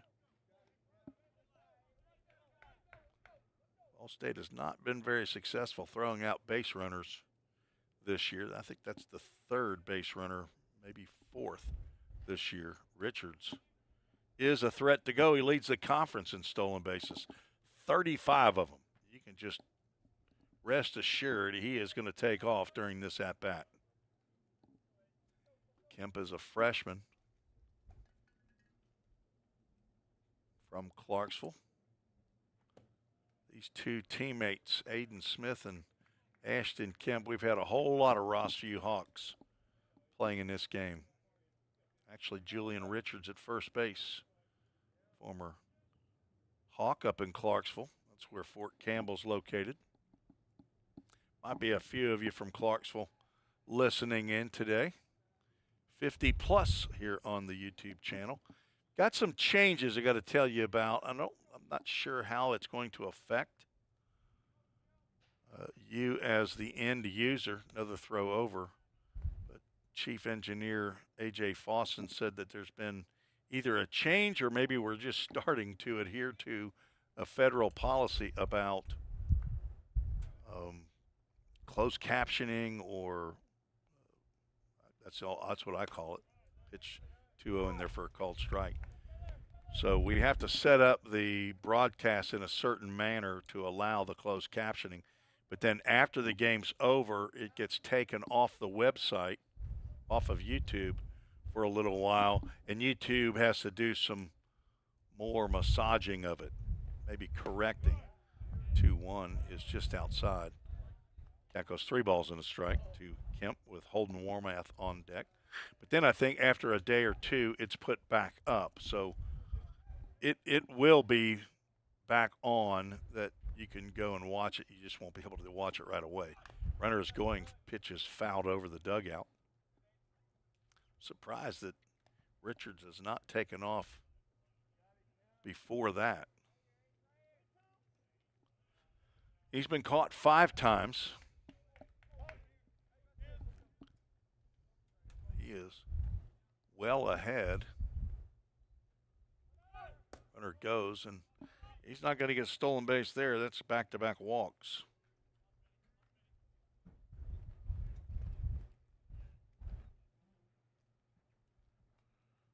So now 5 walks.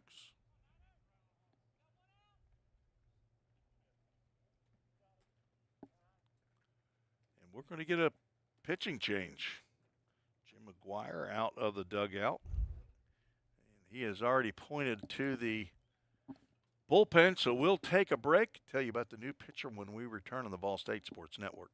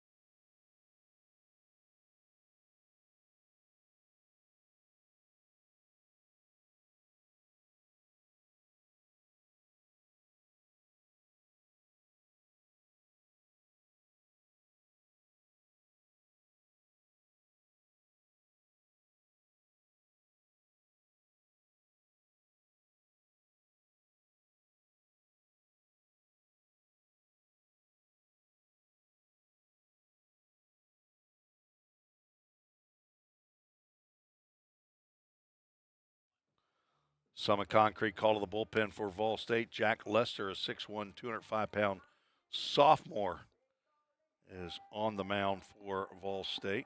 He is the 5th pitcher of the day. From Collierville, Tennessee, Collierville High School, a psychology major, son of Blaine and Gina Lester, brother to Mackenzie and Sadie. Granddaddy and Grandmama are in the Villages in Florida. Papa Hop and Gigi from Collierville.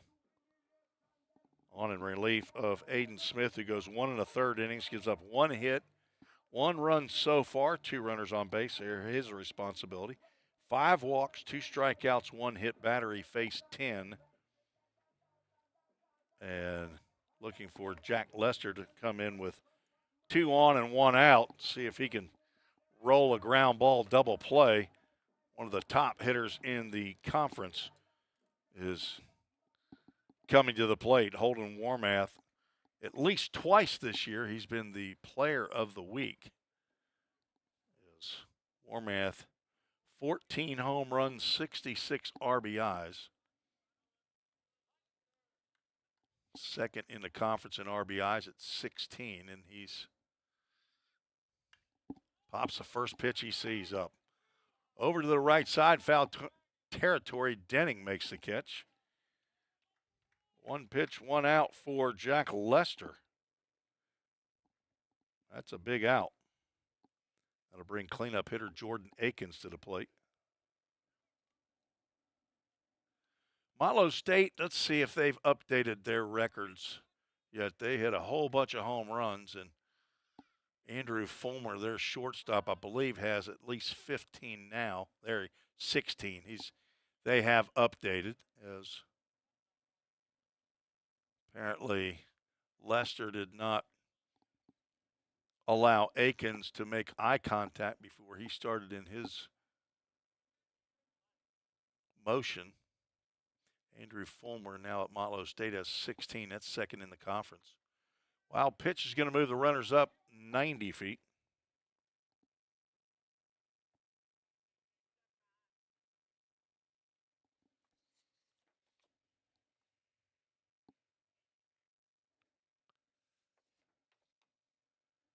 I thought that, let me see, Mikel Murrah, I thought he had gotten up to 15 as well. He actually gotten to 14 apparently. And that's where Holden Warmath is. So he's now tied for 6 as the breaking pitch catches a little bit of the plate. Jordan Akins has walked 3 times. He's been to the plate 3 times. Scored once.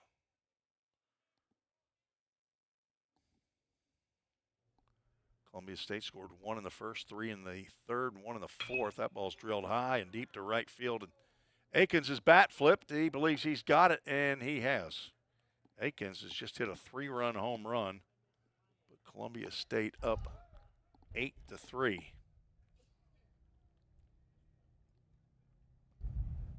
That is Akins' 9th home run of the year. RBIs 39, 40, and 41. He has cleared the bases.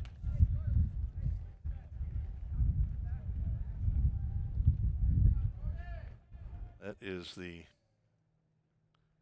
second home run that Jack Lester has given up in the last 4 batters that he faced. He gave up Fulmer's 16th home run in the 8th inning on Saturday.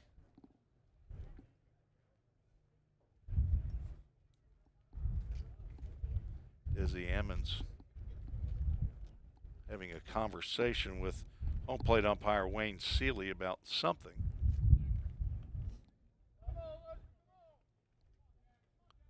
Two outs, nobody on. John Carter has struck out once, but he's been hit by a pitch and walked.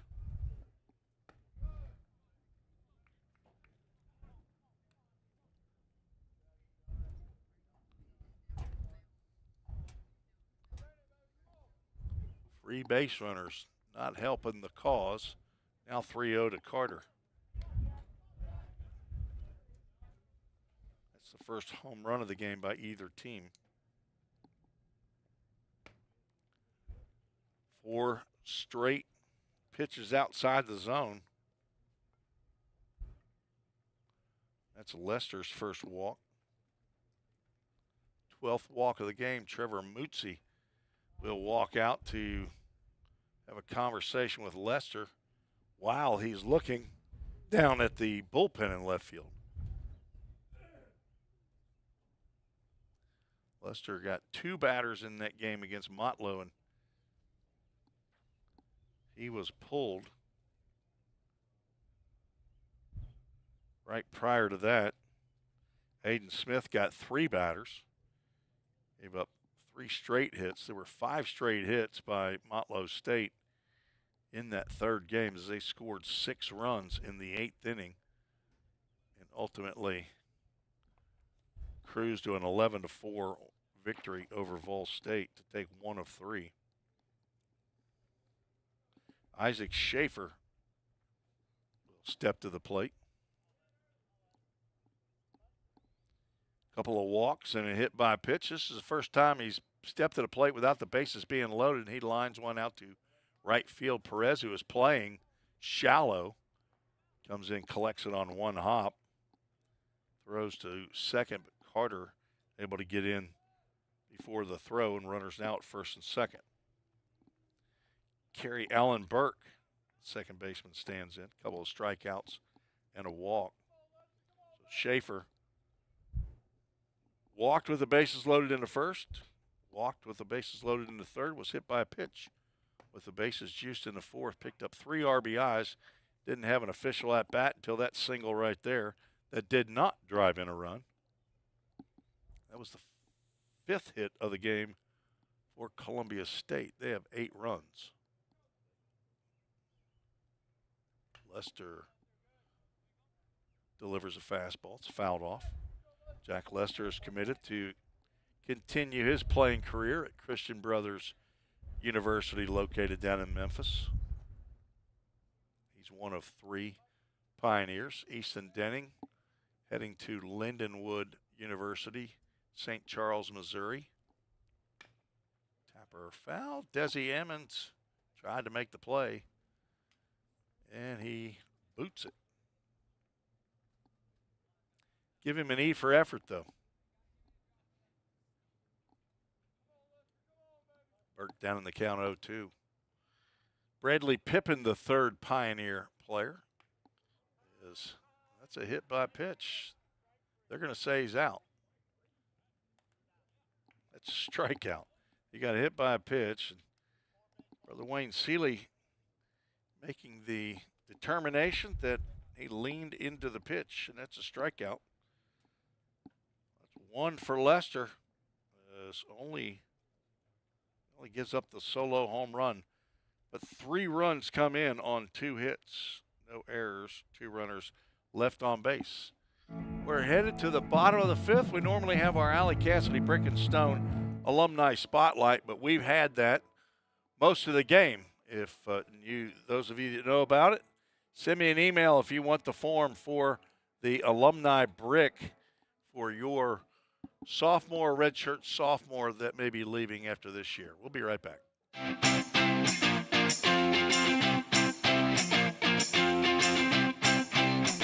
Take the step. 1, 2, 3, just like that.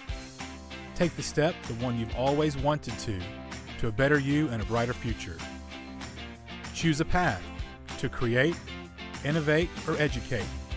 A path to your career. One that builds you as a person, or one where you build for the people of the future. Choose a path to save lives or check eyes, to study the human body, soul, and mind, to fight crime both in person or online, to code, market, or be an entertainment rock star. Take the step to your full potential, to everything you've dreamed of. Take the step here, there, and eventually everywhere. With the pros of the profession, the Grammy winners, the commercial producers, the engineers, the doctors. Life is full of steps, so why not make yours count? This is us. This is Vol State.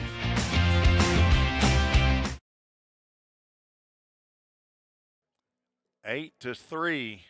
Columbia State leads in the runs category. Ball State leads in the hits category. 5 of the 6 hits Pioneers have are doubles. 2 by Easton Denning, 1 each by Tucker Smith, Bradley Pippin, and Jaden Perez, J.C. Menendez, to lead off the bottom of the 5th, facing Will Rhodes. Rhodes' 11th appearance, 3rd start of the year.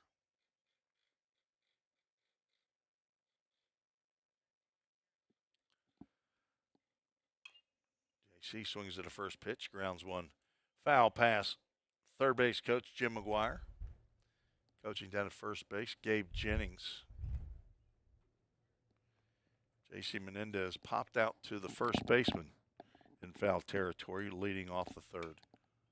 And a Chick-fil-A at Gallatin foul ball, thanks to Mary and Greg Garrettson, the owners of Chick-fil-A of Gallatin, for their support of Vol State baseball, Vol State athletics. Get you some Christian chicken later after the game. Ground ball chopped too short. Warmath's first opportunity to show off his arm. And he delivers a strike to John Carter. Back to the top of the lineup, Gabe Eddington has the only single in the game for Vol State. Singled in the first and scored. Eddington, a two-way player. Not planning on pitching today.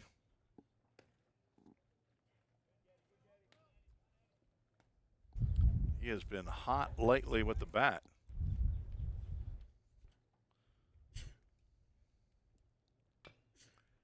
Chopped foul down the third base line.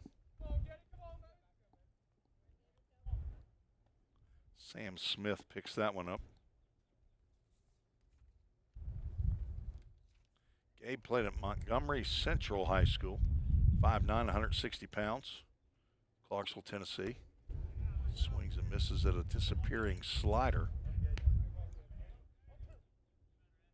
Transfer from Austin P State University, son of Michael and Jennifer Eddington, brother to Holly and Dylan. Had grandparents in High Point, North Carolina, he calls G-Paw and Nanny.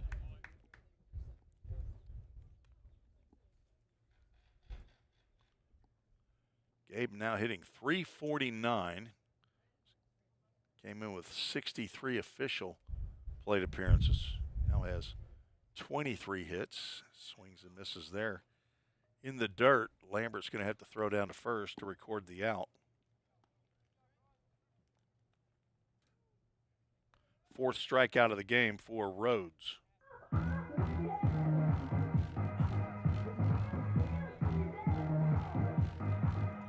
Eddington, 5 doubles, 4 home runs, 18 RBIs, and he was the Toyota of Gallatin player of the game unofficially on my score sheet twice. Ground ball to third, that's a foul ball off the bat of Elijah Harris, who's now swung at the first pitch in all 3 of his at-bats today.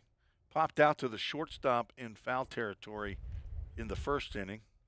Struck out to end the 3rd. Sophomore from Cynthiana, Kentucky. Came into the day hitting .312. This is going to be a pop-up to the first baseman. Carter over, and he makes the catch in foul territory for out number 3. Ball State goes down weakly in the 5th inning. We are through 5, scheduled for 9. Columbia State leads 8-3. We're all working in the cloud. But what really is the cloud? If you start pulling back the clouds themselves, you find out it's an infrastructure. Computer science is really computer engineering. Right now, Middle Tennessee is quickly becoming a growing tech hub with several IT companies that are looking for skilled workers. if you're pursuing the CIT program at Ball State, you're preparing yourself to fill those positions. Have you ever wondered what happens when you click Buy It Now? A whole series of transactions take place, from the manufacturer to your front door. That is logistics and supply chain management.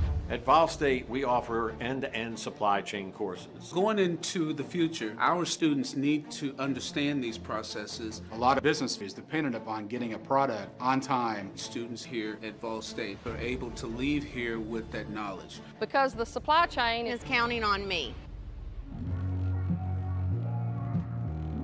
Summit Concrete call to the bullpen. For Vol State, the 6th pitcher. On is Aiden Key. Aiden, a freshman from Montgomery Bell Academy. 6'1", 200-pound freshman, a finance major, son of John and Patty Key, brother to Josh. Grandson of Paul and Granny in McMinnville, Tennessee. Pop and Izzy live in Nolensville, Tennessee. He is on for his 4th appearance of the year. 3 1/3 innings, giving up 3 hits, 3 runs. They were earned. Walked 2, struck out 4. Has plunked 4 batters. He's on in relief of Jack Lester, who goes 2/3 of an inning. 2 hits, a run. 1 run was a home run. Faced 5 batters.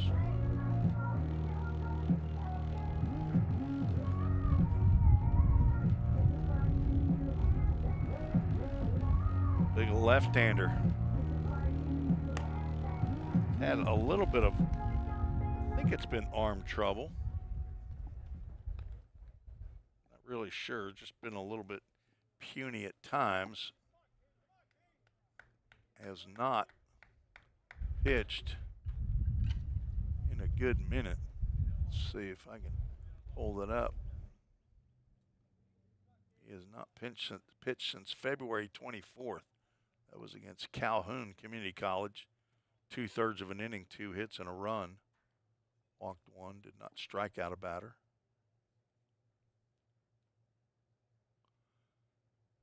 J.C. Menendez out to get the communication on the same page. Sam Smith, Russ Lambert, and Julian Richards, 8, 9, and 1 due up for the Chargers. Key pitching from the stretch, misses down low. Smith 0 for 3. Couple of strikeouts and a ground out.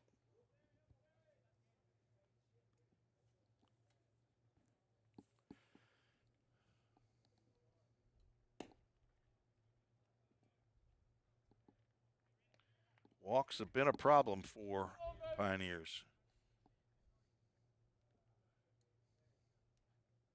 Control in general, as they've walked 11 and hit 3 Chargers.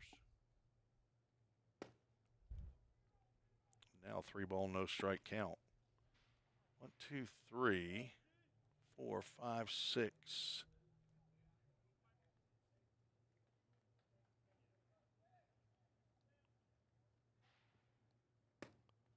Four-pitch walk to Smith.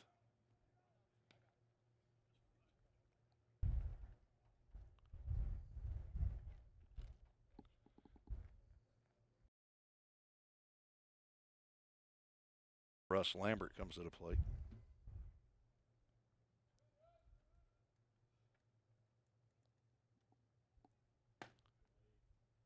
Getting closer, just a little bit inside.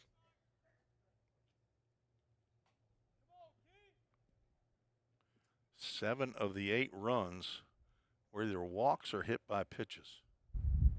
The only run not was the home run by Jordan Akins. Work continues on the batting cage out in right field.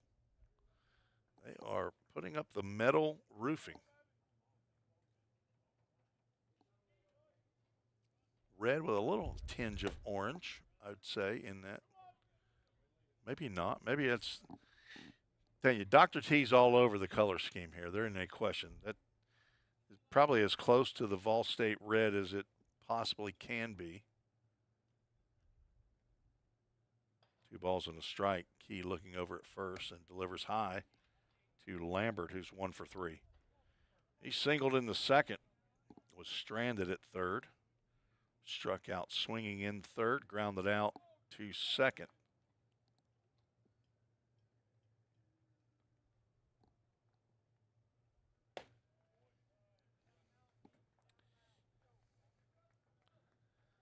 Ball 4.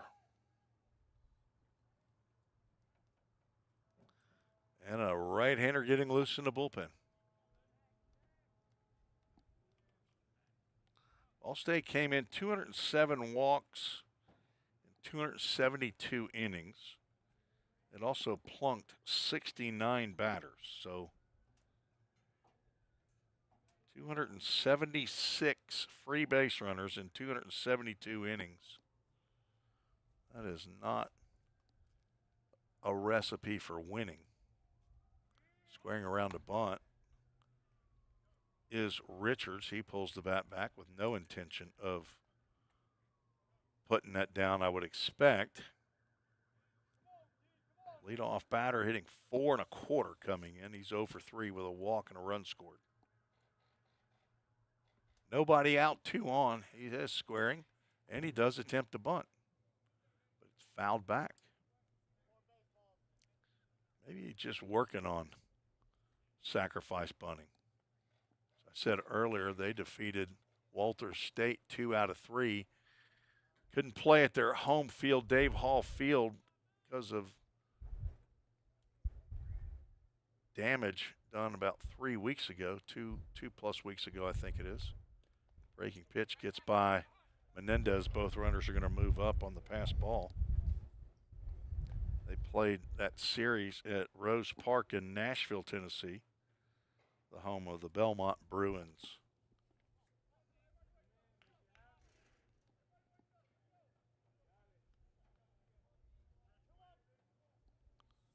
They lit up Walters State in 2 games, won 10-9 and then 23-10. The 10-9 game was a walk-off with 3 runs in the bottom of the. They had to play 8 innings, I think, in that game. They had to play 9. They had to score 4 to tie the game, 7-7, and then Walters scored 2 in the top of the 9th. Columbia State had to score 3 in the bottom. 2-2 pitch misses down low. Full count Ministries, full count pitch coming to Julian Richards. Kerry Burke singled, drove in 2 runs to win the game, 10-9. Take game 1 of that series. Full count pitch is a breaking pitch. It stays inside. Aiden Key has walked the first 3 batters he has faced here in the 6th.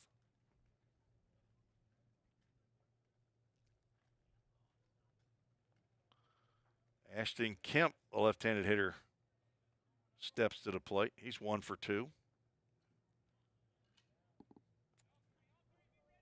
Walked and scored in the first. Walked and scored in the 5th. Looks at ball 1. Lined out to the left fielder in the 2nd inning. That ended the inning. Singled in the 4th. Was later caught stealing.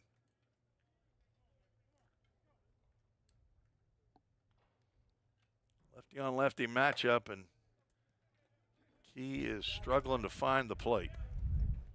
As I said, it's been a while since he's been on the mound.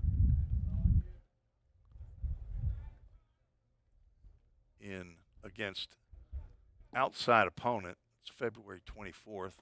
Slider misses low and away, and a 3-ball no strike count. I would assume he's gotten some action in inter-squad games.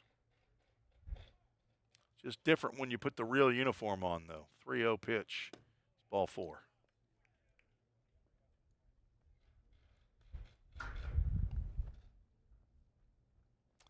Nine to 3, Columbia State leads.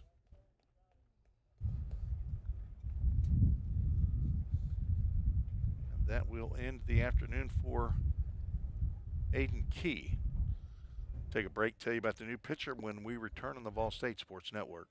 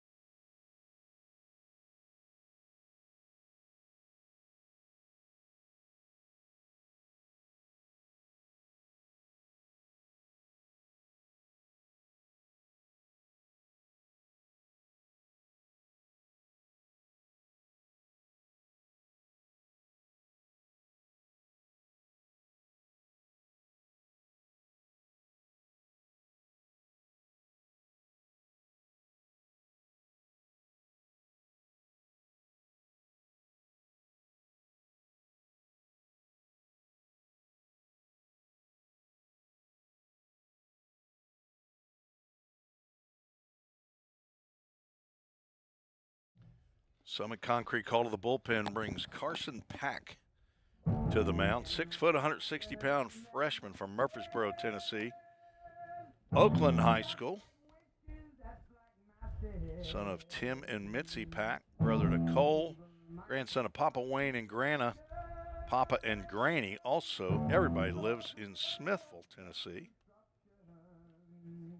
Pack on in relief of Aiden Key, who walked all 4 batters that he faced. Did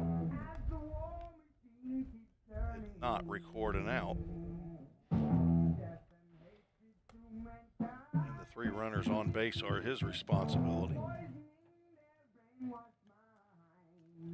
Pack pitched in game 3 of the 3-game set against Motlow State. He came in relief of Jake Truitt. Pitched 2 1/3 innings, gave up 3 hits, 3 runs. They were earned, struck out 3. Did not walk a batter, but did hit 2 and gave up 1 of the 5 home runs and took the loss. He fell to 1-4 on the season, but I thought all in all he threw pretty well. He's coming in with bases loaded and nobody out. He's going to face Holden Warmath, 3-hole hitter for Columbia State. Breaking pitch swung on by Warmath and fouled into the Vol State dugout. Holden is 1 for 2. Apparently something got a little piece of Menendez's. Is that a backswing? Oh yeah, I think that was the backswing from Holden Warmath.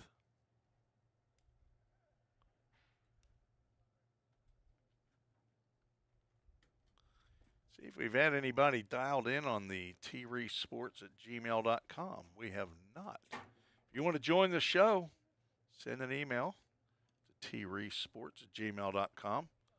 Let me know who you are, where you're watching from, who you're rooting for. Whether it's the Chargers or the Pioneers, it doesn't matter. Just like to interact with the folks out there watching and listening. Pack delivers a fastball high and outside.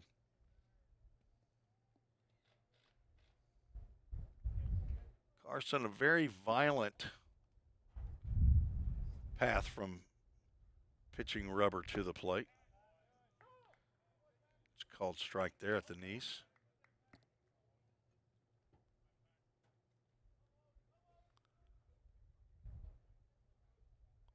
Warmath, a redshirt sophomore. I would assume he's drawing quite a bit of attention from 4-year schools. Don't know if he's committed. Swing and a miss on a high fastball. And down goes Warmath on strikes. First strikeout of the game for Carson Pack.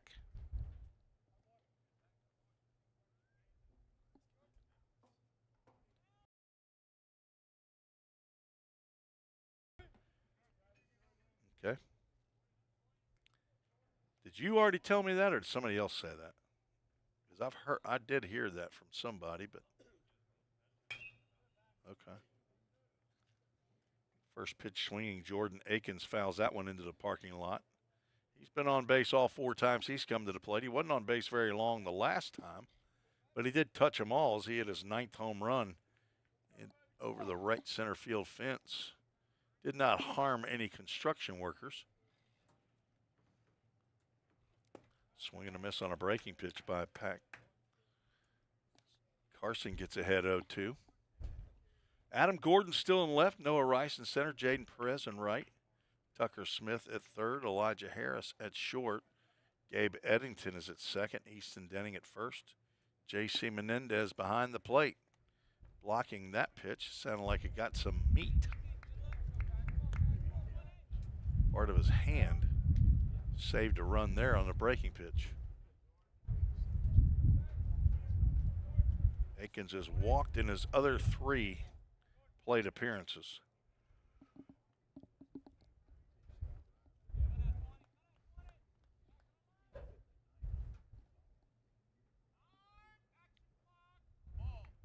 We got a time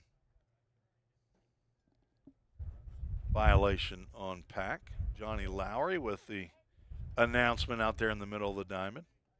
So that's a ball to Akins. 2 balls, 2 strikes is the count. Make it Full Count Ministries full count. Using full count equipment here for the broadcast. Lady Pioneers are taking on the Northwest Shoals. What are they? The Lady. We just played them. Were they the Warriors? I can't remember. Breaking pitches in the dirt and an RBI for Akins on the bases loaded walk.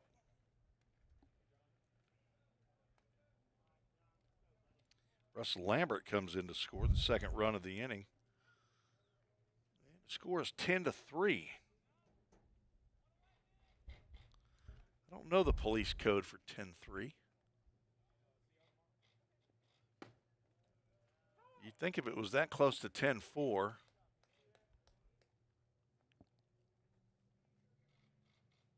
it'd be the opposite of affirmative. I don't believe. I think 10-9 is. 10-9 actually is repeat. 10-3 may be negative. I was thinking it was 10-9, but 10-9 is repeat. 10-20 is what's your location. Dawson, it's fun to learn the 10 codes of the police. 0-2 pitch to John Carter. Blocked in the dirt, but Richard stays put at third base. Big John would love nothing more to put one over into the left field parking lot here at his former home, his freshman year of college. He's from Milan, Tennessee. Mild-mannered, 6'6", very strong first baseman. He has been clubbing home runs, but he gets popped up here in the infield. If it's fair, it's an out, but it is foul, and it's dropped by Pack. Third baseman Tucker Smith did not come in to try to make the catch, and Carson Pack's wondering why.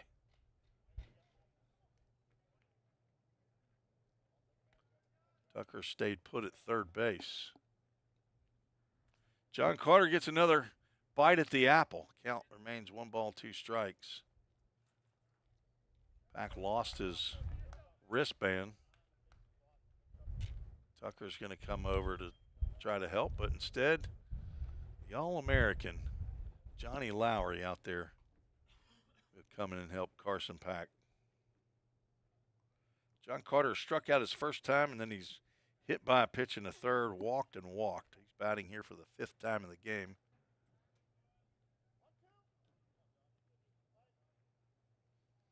Nine-inning contest. We're batting here in the top of the 6th. And John Carter has just lifted one out of here. Adam Gordon's not even going to watch it. It's a grand slam for John Carter. Number 44 just picked up 4 RBIs on his 12th home run of the year.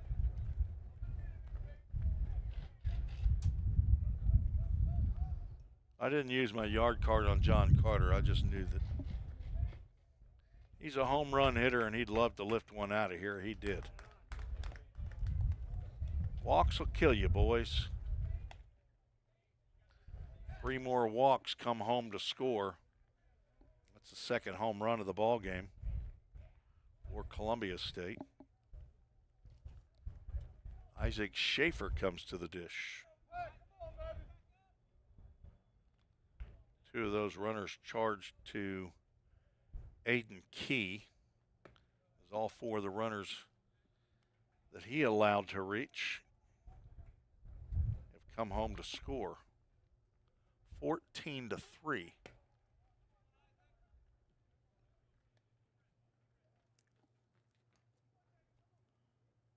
Schaefer 1 for 1. Also a couple walks and a hit by pitch.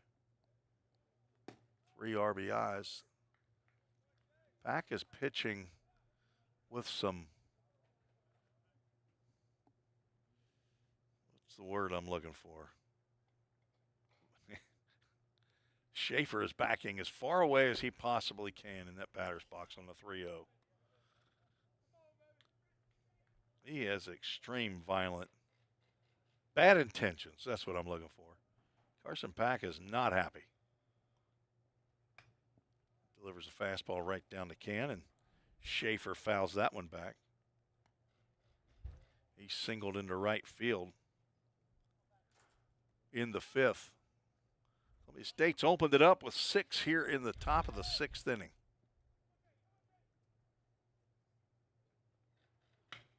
Ground ball foul. Schaefer got around on that fastball. 5 walks in the inning and 1 home run. It's a grand salami.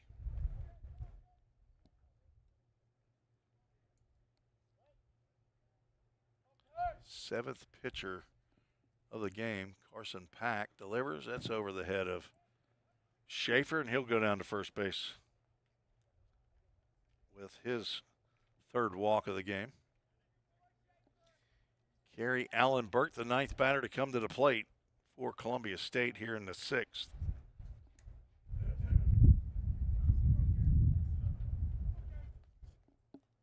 Elijah Harris asked for timeout, and he wants to come in and talk to Pack. Pack says, you know what? I'm not having it. I don't want you. I don't need you. Go on back to shortstop. Burke has struck out 3 times and walked once.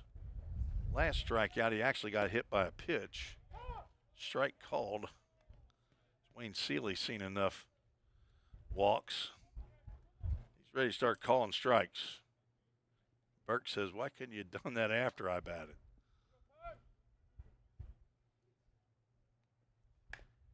Ground ball slowly hit to Smith. His only play is over to first, and he lobs it over to Denning for out number 2. Schaefer moves down to second. Ball State hosts Roan State this weekend, Friday and Saturday. Single game scheduled currently at 2 p.m. Central Time.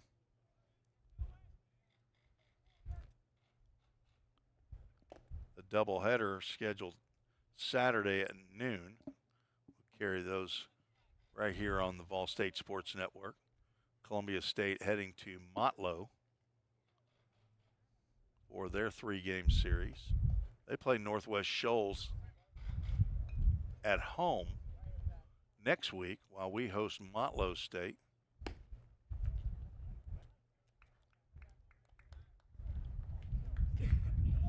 Then they have Pellissippi State at home. So they only have 2 more conference series. As breaking pitch, it catches the plate. Sam Smith, who led off the inning, now looking at a 1-ball, 2-strike count. He walked, scored the first of 6 runs here in the 6th inning.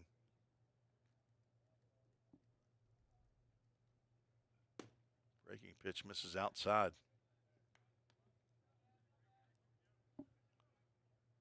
Still 6 for Columbia State. Been aided by a lot of walks and hit by pitches.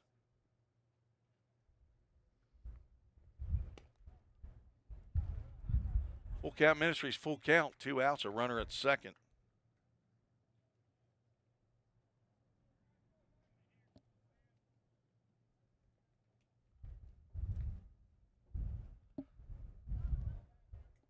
Carson Pack comes set and delivers. Breaking pitch in the dirt. Ball 4. 3rd walk of the inning for Pack. That'll bring up the catcher, Russ Lambert. He also walked.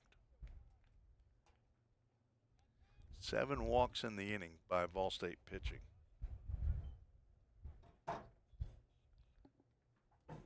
19 walks. Might be the most walks that Vol State's ever had while I've been broadcasting.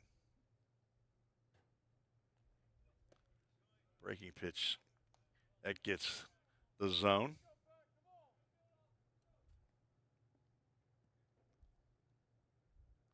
I may have miscounted, though. And Lambert is plunked.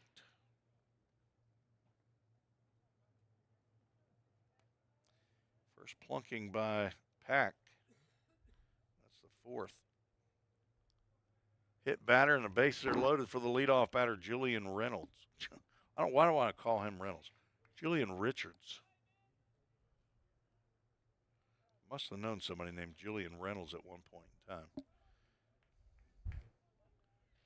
Richards has 5 home runs.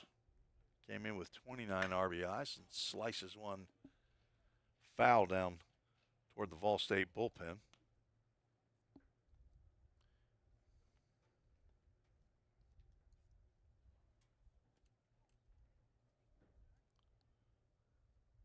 Wait till Adam Gordon.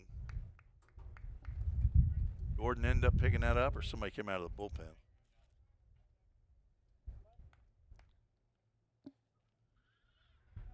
Out of pitching, we got a left-hander down there warming.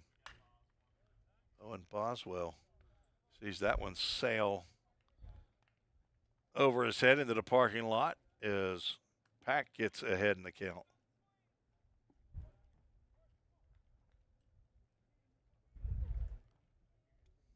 Looking like a mercy rule game. Do have to go 7 as Pack gets a swing and a miss. And the strikeout to end the inning. It's his second strikeout. Columbia State strands 3 for the third time. They score 6 on 1 hit. It was a grand slam home run by John Carter. They lead 14-3, 2 touchdowns to a field goal as we head to the bottom of the 6th. Hey, Jake, that personal price you gave me was a home run. I can't wait to give you some free baseball lessons. Man, I'm really excited about this myself. But you do realize the thing with Toyota of Gallatin is everybody gets the personal price. It's what makes us special. Wait, what? Everybody gets it? Everybody gets it. Let's play ball. Okay. Jake, you ready? Let's do this, Coach.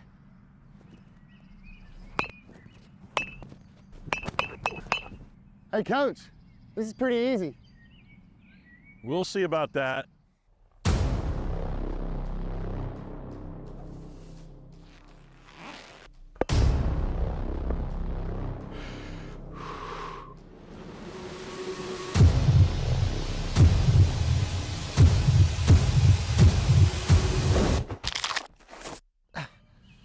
Oh, I think I pulled something. Yeah, better luck next time, old man. I think I'm done, Coach. Call 911.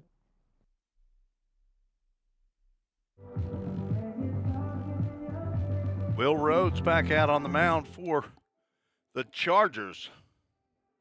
He'll face 3, 4, and 5 in the Vol State lineup. His team scored 6th in the 6th. Take a 14-3 lead. So we had any changes?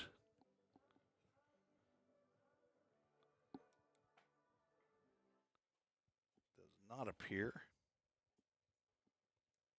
Had any defensive changes for Columbia State? This is their, I think they're normal starters. Not sure if Lambert is their primary catcher during the week. Is a slow breaking pitch to Easton Denning. Comes to the plate. Denning 2 for 2. He's got 2 doubles. Drove in a run in the first with a double down the right field line. He has looked at 2 very slow breaking pitches.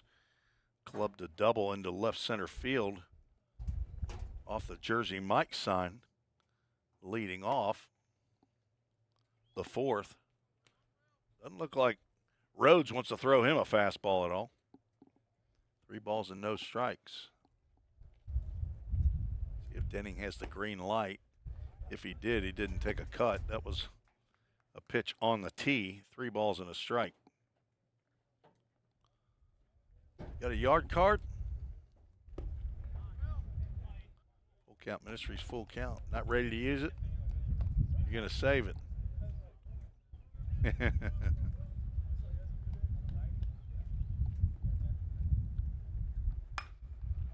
Well struck out to left field, but Julian Richards will make the catch. On the full count Ministries pitch to Denning. He's now 2 for 3. Easton came in hitting .290, leading the club in runs scored, doubles, home runs, RBIs, total bases, tied with the club lead in walks. He and A.J. Armstrong with 18, but picked up 2 more doubles, 12 on the season. Noah Rice is 0 for 2, looking for his first hit of the ball game. Swings through a changeup there by Rhodes. Rice flew out to deep center field in the first. And he's going to pop this one up in the infield. Sam Smith makes the catch.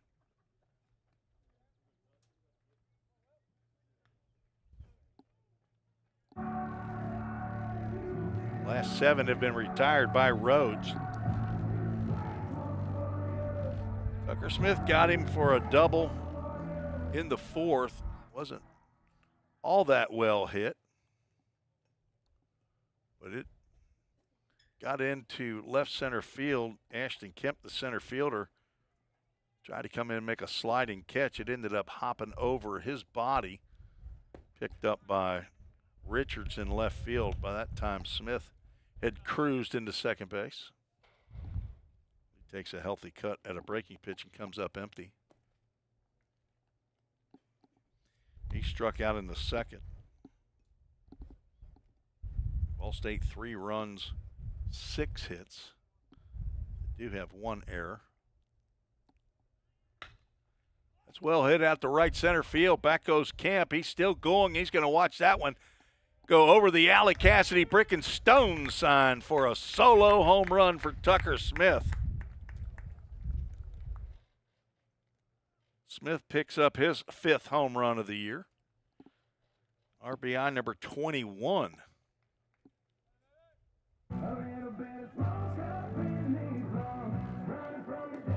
Nobody used their yard card in the press box. 2-out solo home run. So we have a pinch hitter, Abe Gillsby, stepping to the plate for Ball State, former Gallatin Green Wave first baseman. He is hitting in the DH spot for Bradley Pippin.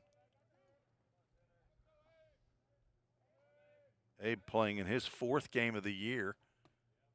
Does not swing at the first pitch. It's a breaking pitch.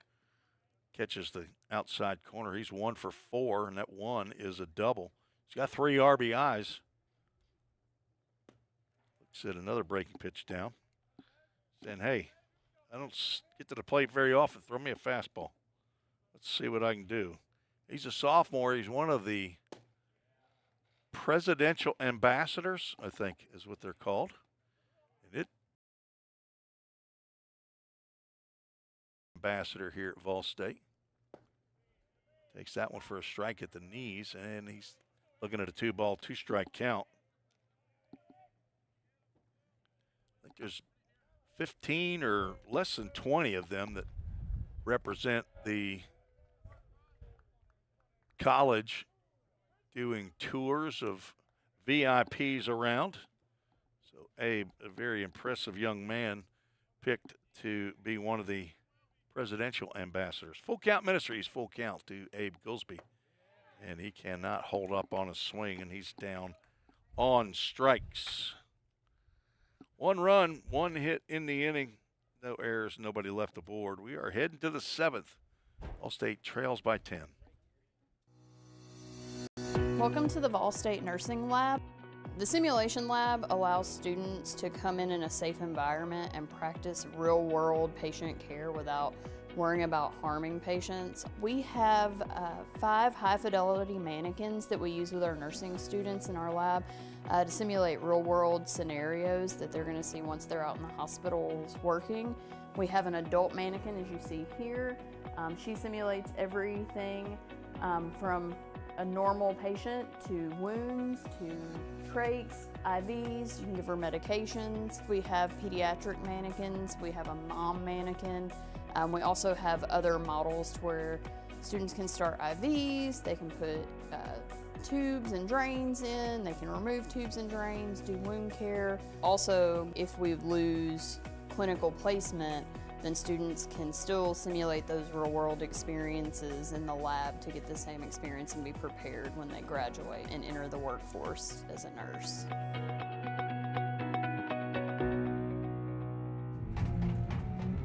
Summit Concrete call to the bullpen for Vol State.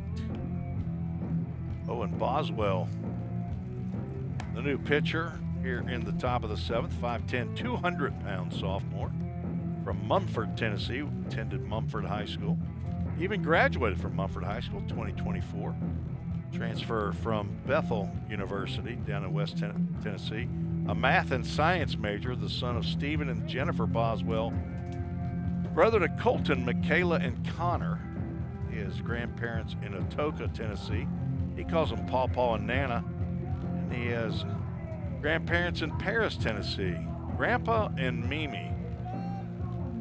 He is on here in the top of the 7th. Face 2, 3, and 4.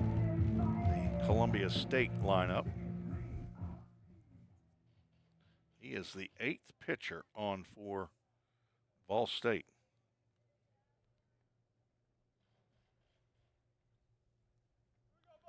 Ashton Kemp, who's walked 3 times, comes to the plate. All 3 times he walked, he scored.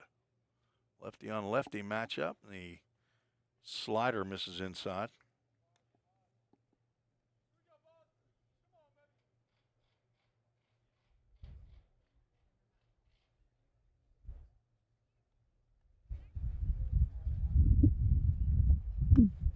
Two balls and no strikes.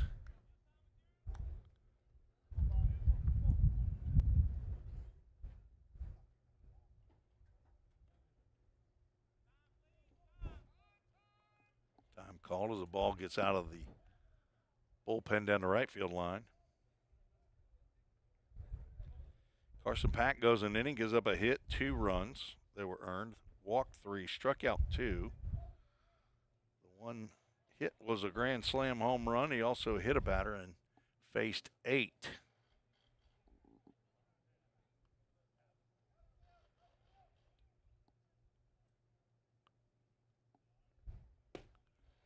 Take a hack, Ashton Kemp. 2-0 pitch. He had the green light. He was looking to go long ball, maybe lift one off of the new sheet metal roof. They're getting after it down there.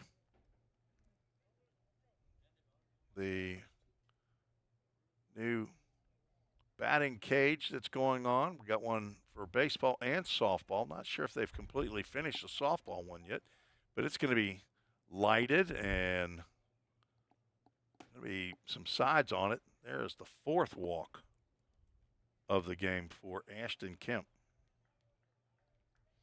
Is that the 20th walk of the game? 20th walk by Vol State pitching. To go along with 4 hit batters. Holden Warmath at the plate. His 6th plate appearance. 1 for 3. He making him 2 for 4. That gets into left field. First 2 have reached here in the 7th.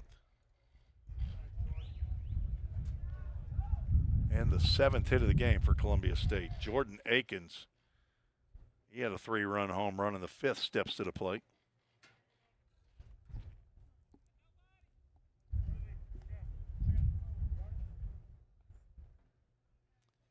Evan Jones, former right-hander for Vol State, checking in on the back line as well. It's a 9-inning game we have today, not a doubleheader.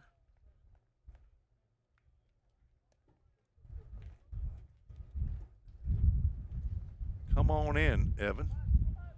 Talking about swinging on by. You go ahead and kick off early over there at Randy Jones Construction.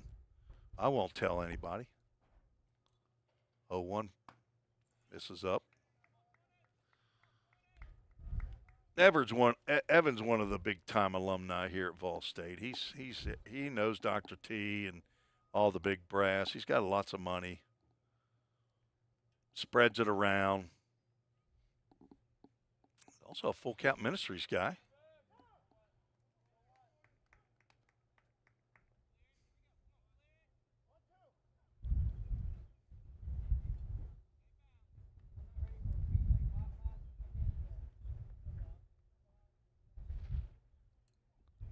Ball 2 strikes to the Columbia State DH. Left-handed hitting. Former Rossview Hawk takes a pitch inside. Rossview must have had a pretty good team the last couple of years. Got some players here now. Was it last year that we had 9? It was last year we had 9 players from Clarksville, Tennessee. 4 were from Clarksville High School, 3 from Rossview, 2 from Clarksville Academy. Out to left center field, but not hit all that well. Gordon comes in and cannot make the diving catch. Throw to third is going to get by Smith. That will be a single by Akins. Gordon tried to make the diving catch, but couldn't make it happen. Kemp was going back to second base thinking that Gordon had caught the ball. But once he saw it on the grass, he had to head to third, and he is in there safely. Bases loaded. Big John Carter at the plate again. No way he can do it again, is there? Pitch misses somewhere. Carter hit a grand slam in the 5th, walked with the bases loaded in the 6th.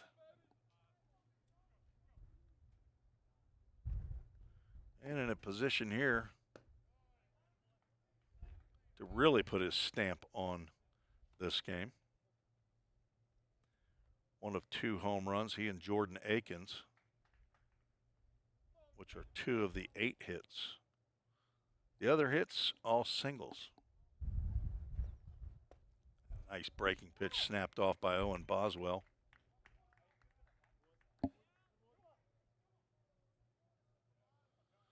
And there is more action in the Vol State bullpen.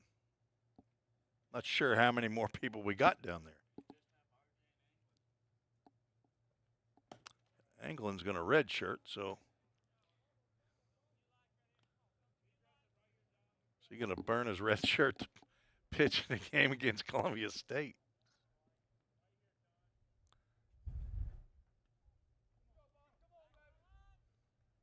Carter's been hit by a pitch and walked twice. 3-1 pitch gets in there for a called strike.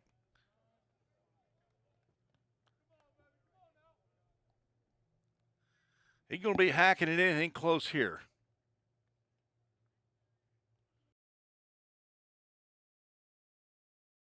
Delivers. That's right down Broadway, and John Carter go back to the dugout and contemplate that at bat. I'm surprised he took a fastball, especially as good as that one was. That's out number 1. Second time he struck out looking on the day. Isaac Schaefer been on base all 5 times he's come to the plate. About time he grounds into a do-dat double play. Fouls the first pitch back off the screen. Some of you out there may not be in agreement with that. That's okay. We're glad that you're joining us on the Vol State Sports Network.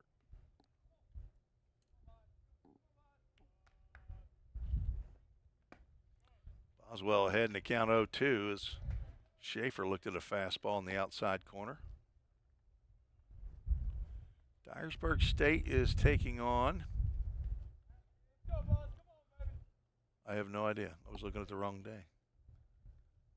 Pellissippi beat Walters State today in non-conference action. Lined to third base. Tucker Smith makes the catch, but Kemp gets back just in time. Almost a do-dat double play to end the inning, but Schaefer going to do something he hadn't done all day, and that's not touch first base after an at-bat. He hit that one right on the screws, but right to Tucker Smith, the third baseman. 2 outs. Kerry Allen Burke comes to the plate, and he swings and misses. Struck out 3 times, walked, and grounded out. He's 0 for 4.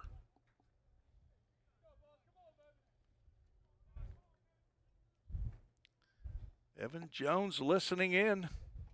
He's got a brick over there in the Alumni patio. Check swing. Looked pretty close to being a strike, but Wayne Seeley does not agree. Wayne, it's 14 to 4.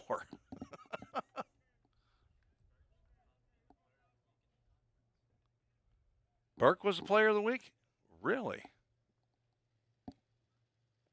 I don't think I saw that. Yeah, let's do a little testing right there, a little checking.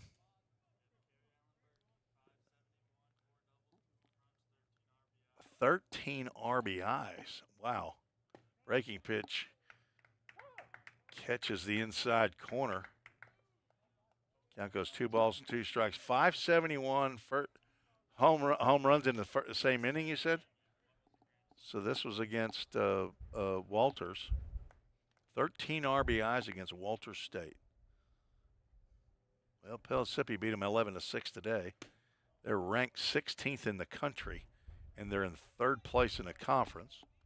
Of course, the Lady Pioneers moved up from 25th to 24th this week in the national rankings.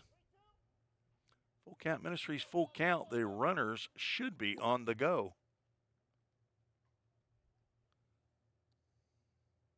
Boswell delivers, and it's high. Burke picks up another RBI with the bases loaded.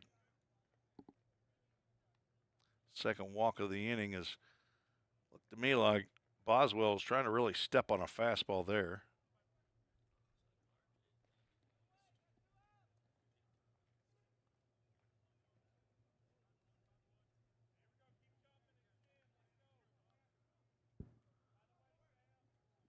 Now Sam Smith comes to the plate.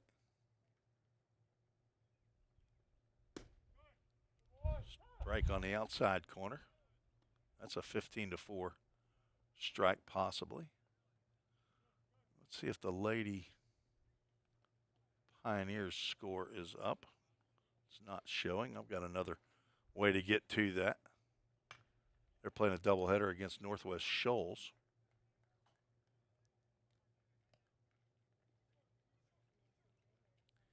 Boswell ahead 0-2 on the Chargers third baseman.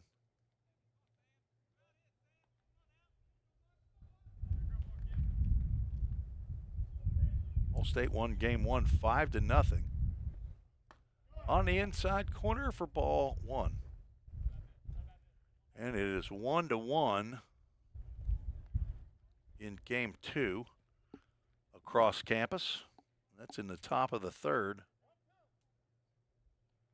Grayson Nealon, freshman from Bowling Green, pitching for Vol State in that one. Just outside, the count goes 2 balls and 2 strikes. Smith 0 for 3, looking for his first hit. Is that the squeaky chair there that you got? What am I hearing? Okay.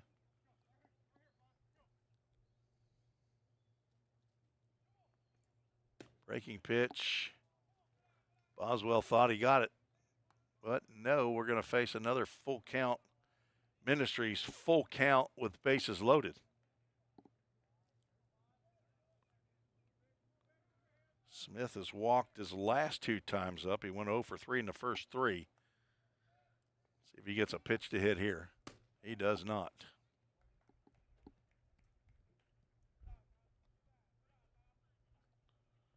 "22 walks unofficially for Vol State pitching.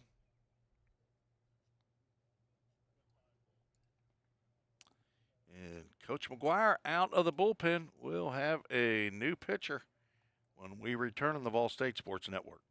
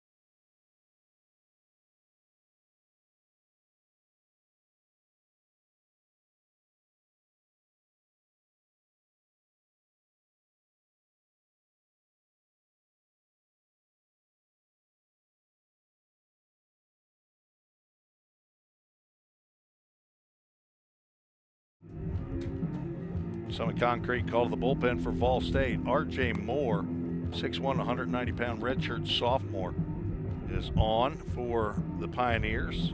Goodlettsville, Tennessee, Beach High School.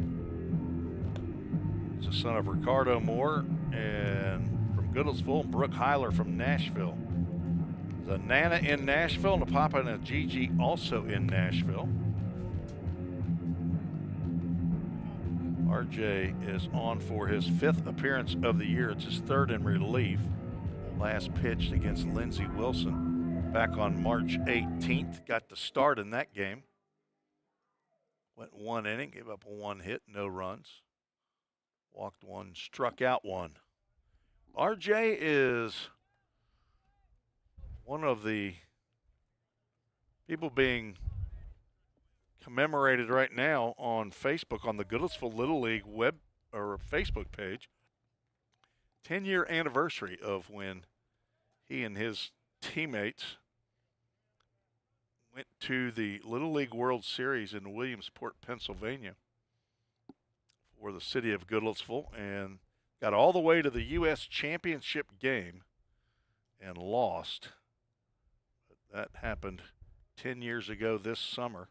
RJ was one of 3 11-year-olds on that team. He delivers to Russ Lambert, the catcher, the number 9 batter in the lineup, as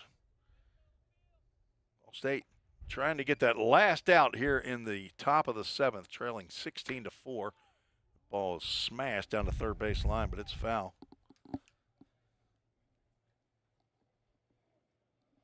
Kyle Tossinson showing up.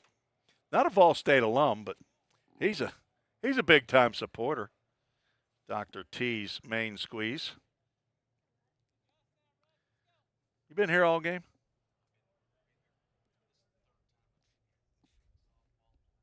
Oh, okay. Third different time during this long game. Fastball misses high. Count goes 2 balls and 2 strikes. Softball won game 1, 5-0, I saw. Does that sound right to you? And it's showing 1-1 on Game Changers. Times called. RJ looked like he was apparently going to go into his set, and Wayne Seeley said he didn't give Lambert time to look at him. Just down, and another full count Ministries, full count with the bases loaded and 2 outs. This is the 3rd straight batter that has happened. First 2 walked. Lambert has a hit, and now he has his 2nd strikeout as RJ Moore comes in to slam the door. 2 runs on 2 hits. No errors, 3 runners left on base. Headed to the bottom of the 7th. Ball State needs 3 to stay in this one. Man, thanks to that ball and personal price you gave me, I was able to scoop me up some new kicks. Really? I like those. You look like you're ready for a marathon now. You know, on second thought, we're always looking for some fresh talent. Have you thought about going back and playing? Really? Man, have I ever. Wow.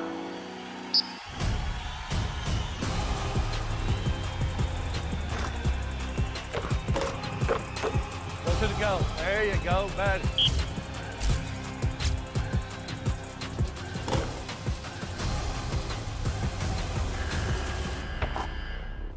Jake.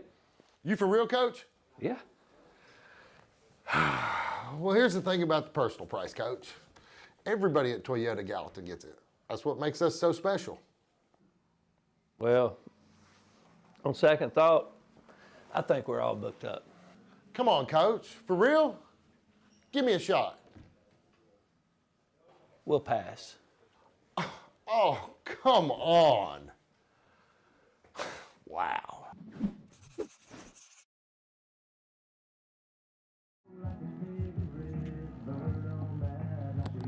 New pitcher on for Columbia State here in the bottom of the 7th inning. Nick Bolton is the new pitcher. He's a lefty. It's just what Jaden Perez wanted. He was scheduled to lead off here in the 7th, and he is in the on-deck circle. Tell you a little bit about Nick Bolton. He's a 6'5", 215-pound freshman from Spring Hill, Tennessee. Attended Spring Hill High School. He is on in relief of Will Rhodes. Bolton, 12th appearance of the year. 18 innings, 11 hits given up, 18 runs. 13 of those are earned. Walked 26. Struck out 24 batters. Has plunked 6. So be a little light in the box in there, Jaden. Perez is 1 for 2. To be followed by Adam Gordon and J.C. Menendez. As the fastball, a little pace on it is high.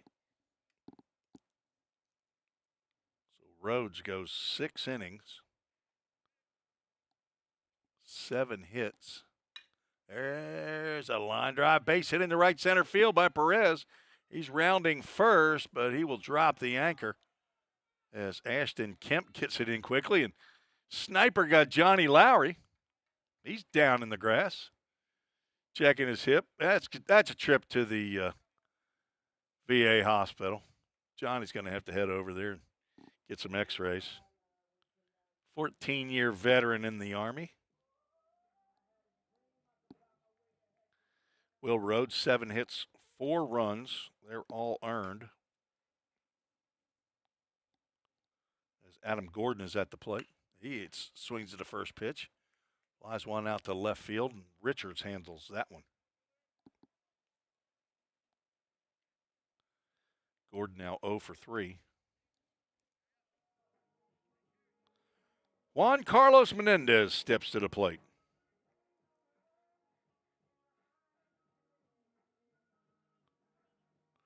Rhodes did not walk a batter. Struck out 5.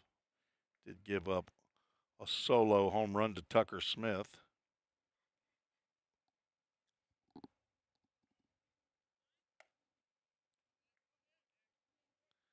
And Rhodes faced 24 batters.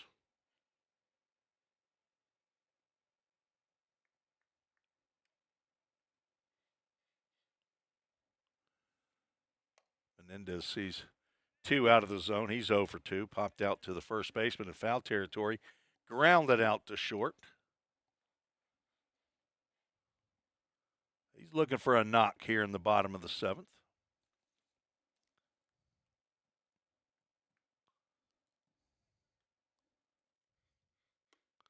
He took a healthy cut on the 2-0. Wasn't waiting around for the walk. Comes up empty.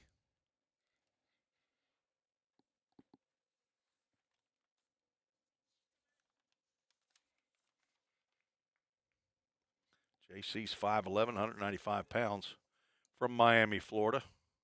An accounting major. He said he knows numbers. Ozzie and Ileana Menendez watching. Quite sure of it on the Vol State Sports Network. Down in Miami. Papa might also be watching along with Grandma Sarah and Ray. They're down in Miami as well. JC's grandparents. JC goes down swinging. 2 outs. I assume we are in a mercy rule mode here as Cole Ulrich is going to step to the plate, get an at-bat. Cole, local product from Hendersonville, Tennessee. Cole getting his second at-bat of the year. Third year out of high school. Yeah, just what you wanted. Go ahead and hit me between the 3 and the 8. I'm on first. Instead of getting a hit, Cole got hit. And we're going to have another pinch hitter.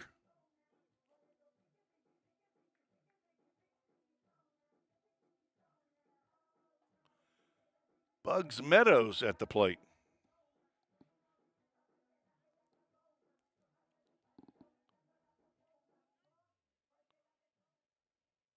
Bugs from Elizabethton, Tennessee, hitting for Elijah Harris. He goes up there hacking, fouls the first pitch off the netting.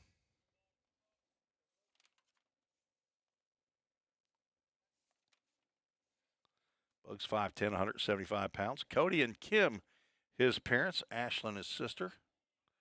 Pawpaw is in Elizabethton, Tennessee. He's a freshman.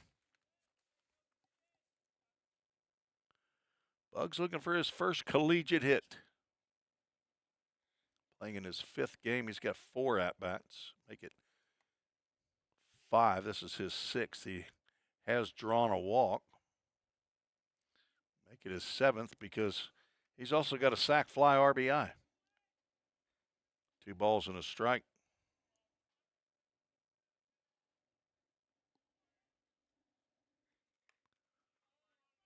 Nice play there by Lambert. Had to get his Gumby arms out after that one. Bolton nearly sailed one to the backstop. So Perez, who singled to start the inning, is on at second. Bugs Meadows is the potential run that would allow this game to continue into the 8th if he could come in to score. That'd be okay. Your first collegiate hit is a home run. 3-run home run to extend a game that right now looks out of reach. And he's looking at a full count. Ministries full count. And Wayne Denton and Chris Deckard as alumni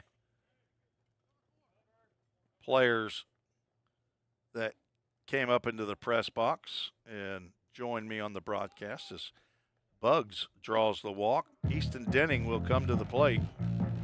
With the bases loaded, guess who's going to use his yard card right here? I bet you Kyle's going to use his. I bet you Dawson's going to use his. Kyle, you don't have to be here for the whole game to get a yard card. I'm assuming you hadn't used it already. You didn't use it on Tucker Smith earlier? See, I kind of halfway used one on John Carter, and he hit a grand slam, but that's for the other team. Yeah, he does. Those guys are sitting out there waiting for him. Slider misses low and away. Denning 2 for 3 in the contest. Right now, he's looking like the Toyota Gallatin player of the game. But Tucker Smith is also 2 for 3, and he's got a double and a home run. 2 RBIs. Denning only 1. Oh, that's a good pitch right there by Bolton on that outside corner. Didn't want to give in to Denning, but he doesn't want to walk him either. Nice breaking pitch. Columbia State, good-looking team. Currently in 2nd place behind Cleveland. Lady Pioneers, of course, are in 1st place in the softball standings.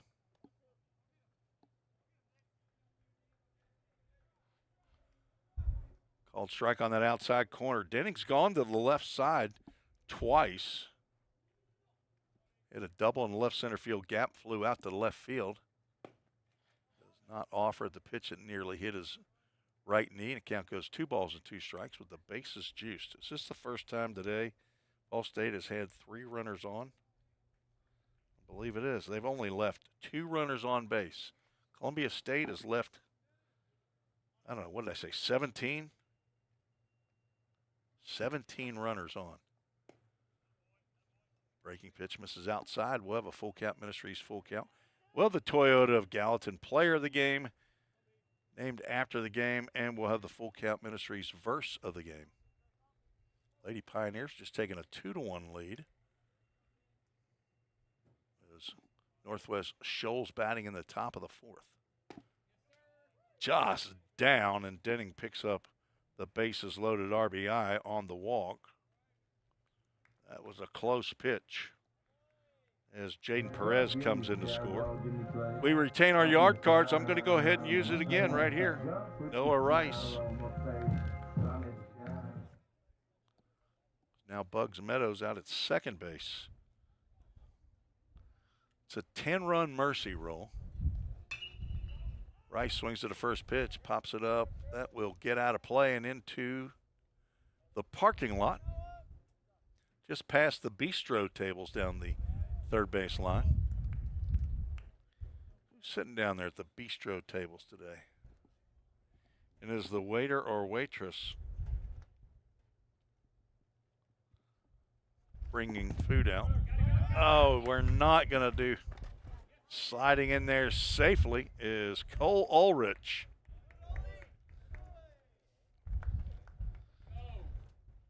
Ulrich scores on the wild pitch. Meadows moves down to third. Denning moves down to second. That wouldn't have been good if Cole got thrown out at the plate. Right there, I'm pretty sure there would have been something said about that. But he got in under the tag. 2 runs in the inning on 1 hit. Been 2 walks and a hit by pitch. Will Rhodes in line for the victory. He would go to 4-2. Losing pitcher would be Brennan Mueller.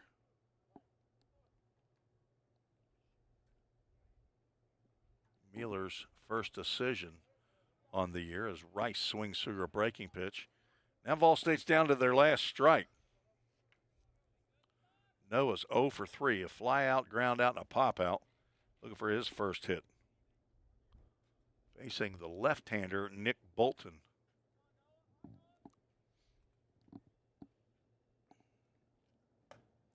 Breaking pitch is up. Looks like he's got a pretty decent fastball, just has little control issues with it. Trying to parachute a breaking pitch in there for the strike. 2-2 pitch. Fouled back. Drama. Excitement here in the bottom of the 7th inning in a 16-6 game. Letting it build, Kyle. We're just letting it build. Have had 0 emails.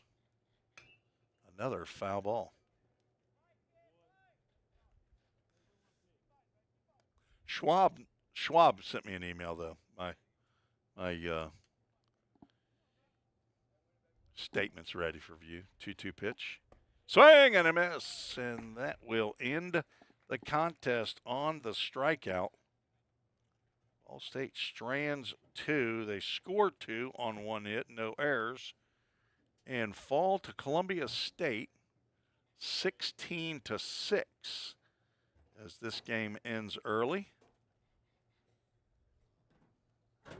Winning pitcher Will Rhodes said he'll move to 4-2.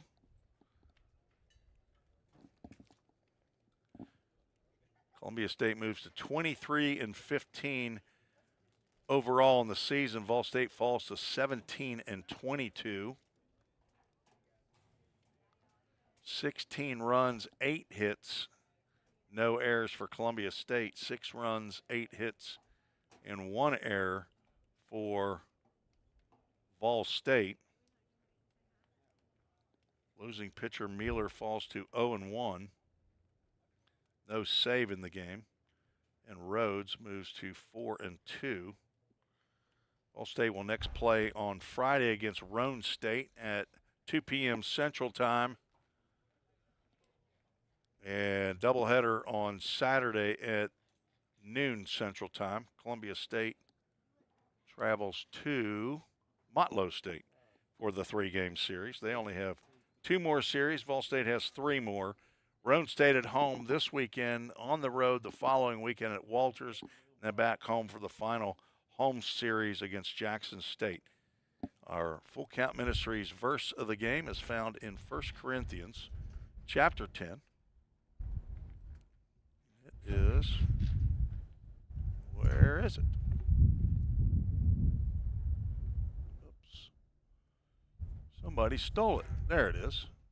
Chapter 10, verse 13 says, "No temptation has overtaken you except what is common to mankind. And God is faithful. He will not let you be tempted beyond what you can bear. But when you are tempted, he will also provide a way out so that you can endure it." That's the Full Count Ministries verse of the game, 1 Corinthians chapter 10, verse 13. Our Toyota of Gallatin player of the game, Tucker Smith, 2 for 3 with a double, a home run, 2 RBIs, and 2 runs scored. Congratulations, Tuck. Go over there and pick you out a brand new Toyota in the next 5 minutes. Tucker Smith gets the accolade. Appreciate Toyota of Gallatin and their support of Vol State athletics with the new scoreboards all around, and purchase of my brand new Tundra, $17.94. Appreciate Wayne Hobdy, Jake Thompson, the folks over there. If you need service, go see my friend Emily Smith. She will get you hooked up. Tell her you want the Tim Reese special. Not a good day on the mound for the Pioneers. There were 23 walks, I believe, in the contest. 4 hit batters. But I'm going to have to take my shoes off and count those up, Dawson. So hopefully we'll have a little better showing on Friday and Saturday against Roan State, as Vol State's got a chance. If they got 9 more conference games. If we can make good showing in 6 of 9, 7 and 9 of those, with the standings the way they are right now, we're battling to get up to Pellissippi State and Dyersburg, who are tied in the 6th spot right now. They both have 9 and 12 records, and I think they even play each other at some point in the next 3 weeks. They play this weekend, which is not good because somebody's going to win those games, which means they're going to go to a 10 and 11 victory. So Vol State's going to have to.